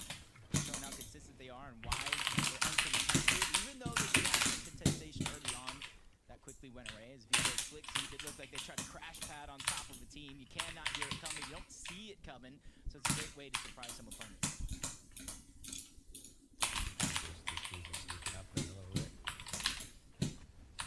So far, nothing too chaotic coming through as Vico actually is going to catch Sky off guard. They found him. You can only play hide and seek for so long. He's trying to use the door, hide behind the door. Vico and Flixie, they're going to check. They're going to check doors, stairs, nooks, crannies, making sure that you can't hide in any crevice of the map where you are. And just go from one side to the next to see how the zone is pulling more and more on over towards the east. Gears and Chari. They don't have a single elimination just yet.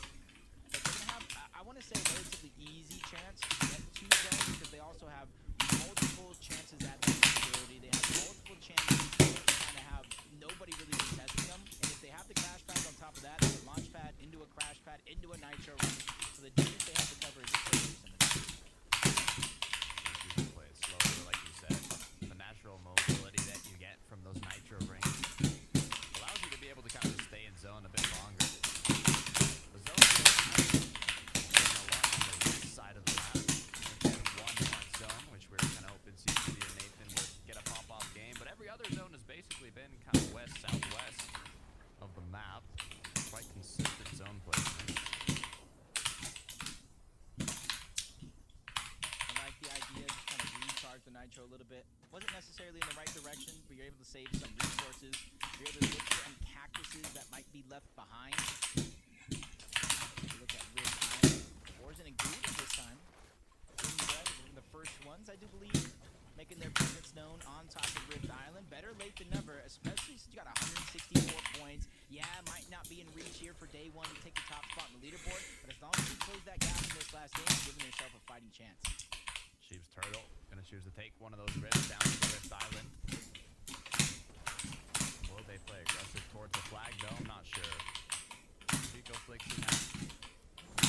Looks like they were able to pick up another elimination if I'm not mistaken here, Jacob. Seems like it could be off the tangent. Yeah, saw him as a solo. Quickly kind of trapped himself in that building knowing, hey, you're either going to come out one of these doors. They just instantly moved in the same direction he did. Kind of took him out. Easy cleanup for them. And since the zone is kind of moving in their direction, you don't have to worry about much just yet. Walks and Tang. We talked about it earlier. They use the cactus less than that if they're due to host the semifinals, having just used them one time. But then you have duos like Brown and Axel. And it's a full punch.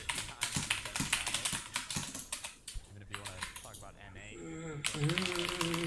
5 times. So you can see the kind of change in meta has impacted some duos more than others. Though, being in first place, it's all about just maintaining your spot. You don't need to pop off game. So, what went wrong here, Jacob? I don't really know how that went down, but I saw him just trying to beat over towards the Nitrodrome area. But two other teams went in that direction. They were trying to redo theirs. So he's stuck. He's stuck left wandering around, trying to pick and choose which direction I go. He doesn't have a lot of HP either, so a lot of things are looking like they're stacking. They're still not coming out. What a virgins. Hey, I'd like to see it happen though. Quick little See what's happening in this game. to make a potential comeback. Last game of EU. They were in 6th place going into this match. Earlier on, if you remember, they eliminated Chapentini, who were in 5th place, right above them. So if they're able to get a decent end game here, it could push them into the top 5. That should be that's top 5, top 10, depending on what the point spread is down below. Start off the day hot. They really kind of start trying to pick up the pace, make up for that lost time. Moving to the North Pole, they move over to the east side of the map. Pixie Yanis, not staying too far away from Brawler's battleground. They know a team is positioned up on that mountain for the launch pad, so they're not wasting any time going up there. They're making sure to keep themselves positioned with the natural mountainside that's here, so that way virtually nobody is going to see them make this rotation. Well, that's a good thing, but also a bad thing. I mean, they're going to have a lot of cover. They're not going to use a lot of materials or shields. But what I was going to say is the issue is you're not even going to get a lot of options to take shots at your opponent. But seeing if they're 518 above the strong threshold, that factor on why they're taking more of that uncontested route. Quick elim for Vico, bumping them up to 3 now. Remember, it was 4 points that separated them and first place, so you almost got to imagine with the eliminations that they're picking up, a little bit more so than Ping and Watts. During the course of this game so far, they might have taken it down. I think they would have. If your calculations are correct, they got 3 eliminations, so already 12 more points added. See what they started off in.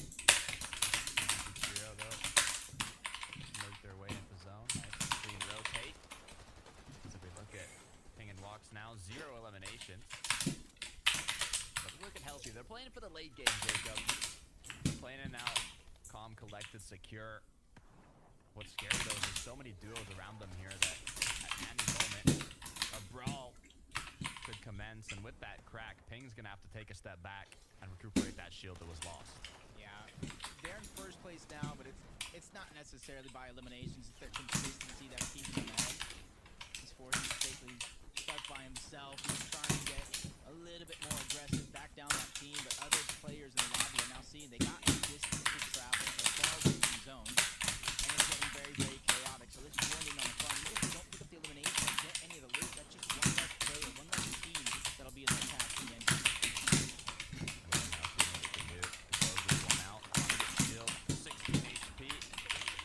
Mythic hand cannon from that Rift Island.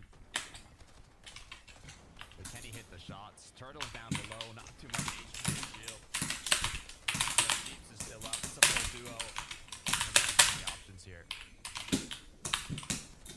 Yeah, he's above Surge, so he doesn't necessarily need to make the risk to drop down and try to grab him. But as he goes to off one position, the team elevated high up on that mountain, beginning to focus out all of these players that are staggering themselves back. As long as they have a crash pad to make the distance there. Everybody that's getting started, it's exponentially harder for them to try to make their way to the zone if they don't have a crash pad. Oh, Watson Payne, they did use that crash pad, but it was the end of Payne. He got eliminated right out of the sky. Even Watts alone now.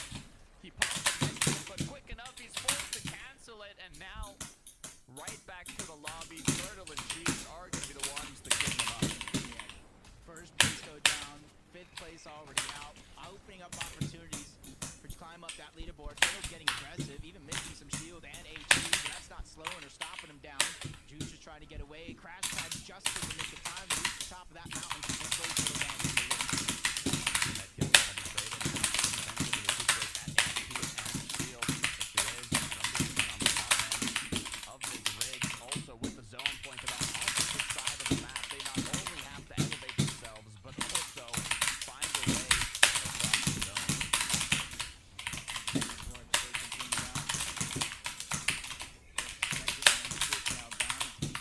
He took first throughout the course of this game. So they're trying to make their way up the mountain. They don't have a ton of resources. They're going to cycle where they can.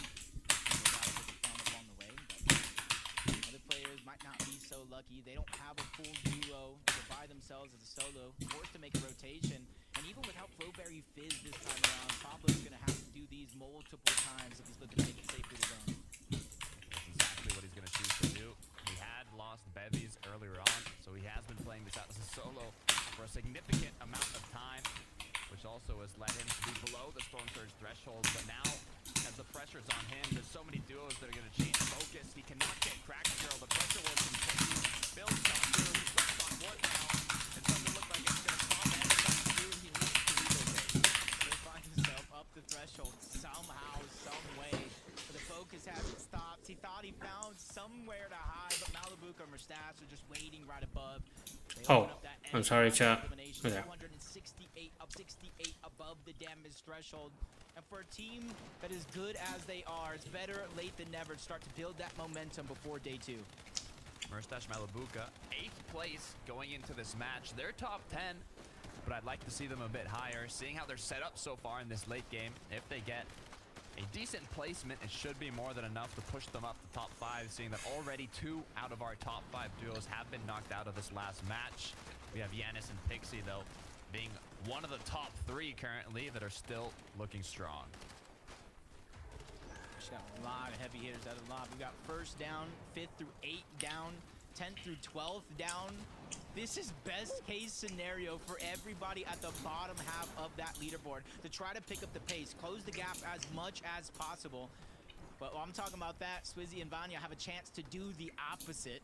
Started this game in about 4th place. They have a chance to try to take that top spot. And it was in last major. It was much more of a gap, but they led after day 1 and eventually won that major championship. They died 30 away. With the crash pad to make it the zone. Pixie and Vox are supposed to be dead. So many changes in elevation, sudden changes that you have to Ping and Vox, so sorry. You need that Pixie and Janice are still alive. focus on that rotation. Pico and Flixie. Flixie though, gonna look back and take those shots at the players rotating in. They already have 3 eliminations, so it's not crucial to them. But a little bit extra loot can always help out. Yeah, and they have the Flowberry Fizz, they have the crash pad. It's not going to be long before they find their spot in zone. They're even waiting for some of it to open up. They have more than enough damage, I think, for the rest of this game. So for them, all they're focusing on one thing, and that's winning this game. 531 above as Vanya and Swizzy are going to be the ones that once again 1v2. this height. Who's the last 2 teams? Of the match. Will they be able to hold on this time around, though? It really depends on where this zone pulls. In the last game, it pulled far from them. If it pulls back this time, it could be more than enough. You know what they say, those who don't learn from history are doomed to repeat it. Hopefully this time around they got some HP or at least a plan B. Because right now it is looking very, very similar to that last game. But he hears somebody down there making a lot of noise, tries to reconnect, making sure they are safe as can be for now. But the zone once again pulling off and forward into those mountains. They're going to have to move off of that high ground eventually. I think they still want it, though. They've been chopped down, so now they're forced to use that Nitro to make their way into zone. They have 2 options. They build up once again ahead, or they give it up. For Thomas HD and Queasy, though, they have to be careful, as Queasy is just 1 HP. Yep. Waiting a few seconds. Let's see some Thomas HD clutch. You have to be very, very precise when you do get that edit. Hijo, Kaido, Kiro, Mappy, everybody flying through the sky. Nobody really has a chance to contest Swizzy and Vanya just yet. And I say yet because it is the night zone. There's plenty of time to make that a possibility. Mappy now, 112 above. They can continue to look for options here. It's going to be Vidil and Reason that are right beside their box. Vico's gone down. Flixie's left alone, stuck in the sand now, forced to tarp ahead. Good news is, he has materials, he has damage, but without a duo, he has to play strategic. Hey, it's time for him to return the favor. You saw the early game, Vico picking up huge... Oh my god, this is the usual Mr. Savage's placement, bro. I actually don't want that to happen. It's looking good for Flixie, but not everybody else having that same type of... Usual Mr. Savage's. Oh my god, is this where is CLIX? One of the CLIX's team is right there, usual CLIX position, and the other should be even below. And it looks like that decision's made. I have to do the rest of this by myself. The solo now. Can he make Yeah. it far, though? He only has 15 builds. So on an average, Basically just wood. It's gonna be 36 Jens, though, that are second. and They want it, but 16. another duo on the I would layer, put stopping 16 them as from more going likely. above, stopping them for going for that high ground retake. Wow. And Thomas's solo heroics are going to be cut short. He gets taken down. Oh my god. They're able to get some It's not looking good. Look at everybody else just trying Pico and Flixie, where did they, like, I want to see where the top 5 lands. Even if your Flowberry Fizz crash Top 5, we know where Chap and Teeny land. We don't know where these guys land. Kaido and Hydro are going to do. They've taken down Swizzy, they've dropped Vanyak, and now they've sealed their fate. what went wrong for Swizzy and Vanya. They were looking so strong. They were looking so solid up above, but all of a sudden, Kaido, Hijo, is off spawn to now claiming the high ground in the most crucial moment of a late game. This is big right here. Even Flixie just trying to go through with just a sliver of actual health and HP. Find some scraps to try to get him, but no builds. Fresh out. He gets his nice shot on the flank, but he's going to go down. Swizzy's the one to take him out overall. Malibuka drops as well, but Swizzy's still trying to find a way to hold on strong. 32 effective HP and shield. Just one tick to the storm is all it's going to take. He goes down. CZB Nathan, though, one of the other duos holding up strong down below, but it's going to be Kaijo and Kaido who need to close it out. They're in the driver's seat here. They have the nitros. They can drop down when they want to, but they go ahead, find those mats. That was the perfect moment, but Hijo takes some shot from that flank, quickly builds up, elevates himself. He doesn't want to get stuck in that chaos that is down below. Nathan, CZB, they're trying to have an easier game, but they get picked apart by two different teams. It's now or never. Hijo, Kaido have to capitalize on the chaos that's being done down below, but Pixie's left with just 10 HP. It's going to take one solid shot to clean him up. Oh my, he just barely goes down. Chino versus Hijo, 1v1 situation. Big shot's gonna be fired. Hijo goes up. He has the medkits, he has the minis, and even a crash pad to get himself outside of zone, but Chino's at the bottom. This building is just gonna stalemate this just a little bit, and it's a blessing. It allows him to pop a few bandages, give him more of a fighting chance here. No. He's not giving up on this play. He said, I have high ground. I have this game in the bag. Hijo and Kaido, they were getting a little stressed out there in the last moments. Hijo was left alone, but he focused up, he locked in, charged up, and finished it off with that last shot to secure himself the final victory royale of day one. Hey, we were talking about moments in the match. You have to take advantage and really execute to perfection. Contested 6 out of 6 Flixie and Vico. Okay, Vico. We need to watch Vico, Giannis, Ping, Swizzy, and Teeny. Okay. And that's exactly what you need to do when you're Let's go to like mid-third game, because that's where like people actually nobody's gonna switch drops. They want to be in the upper end of the leaderboard, and that is exactly what they were able to do. With Cone Edit baits out the shot. Gatekeeper versus Hammer. He goes back to back, and look at the celebration. I don't even know if it's nap time just yet. I don't think so. You can see the excitement from both players. Now all they have to do is continue that momentum for day 2. I'm not sure how much it's going to bump them up the leaderboard, but a victory royale like that is definitely going to be great. But Acha, I'm going to end this stream. What time is the next FNCS?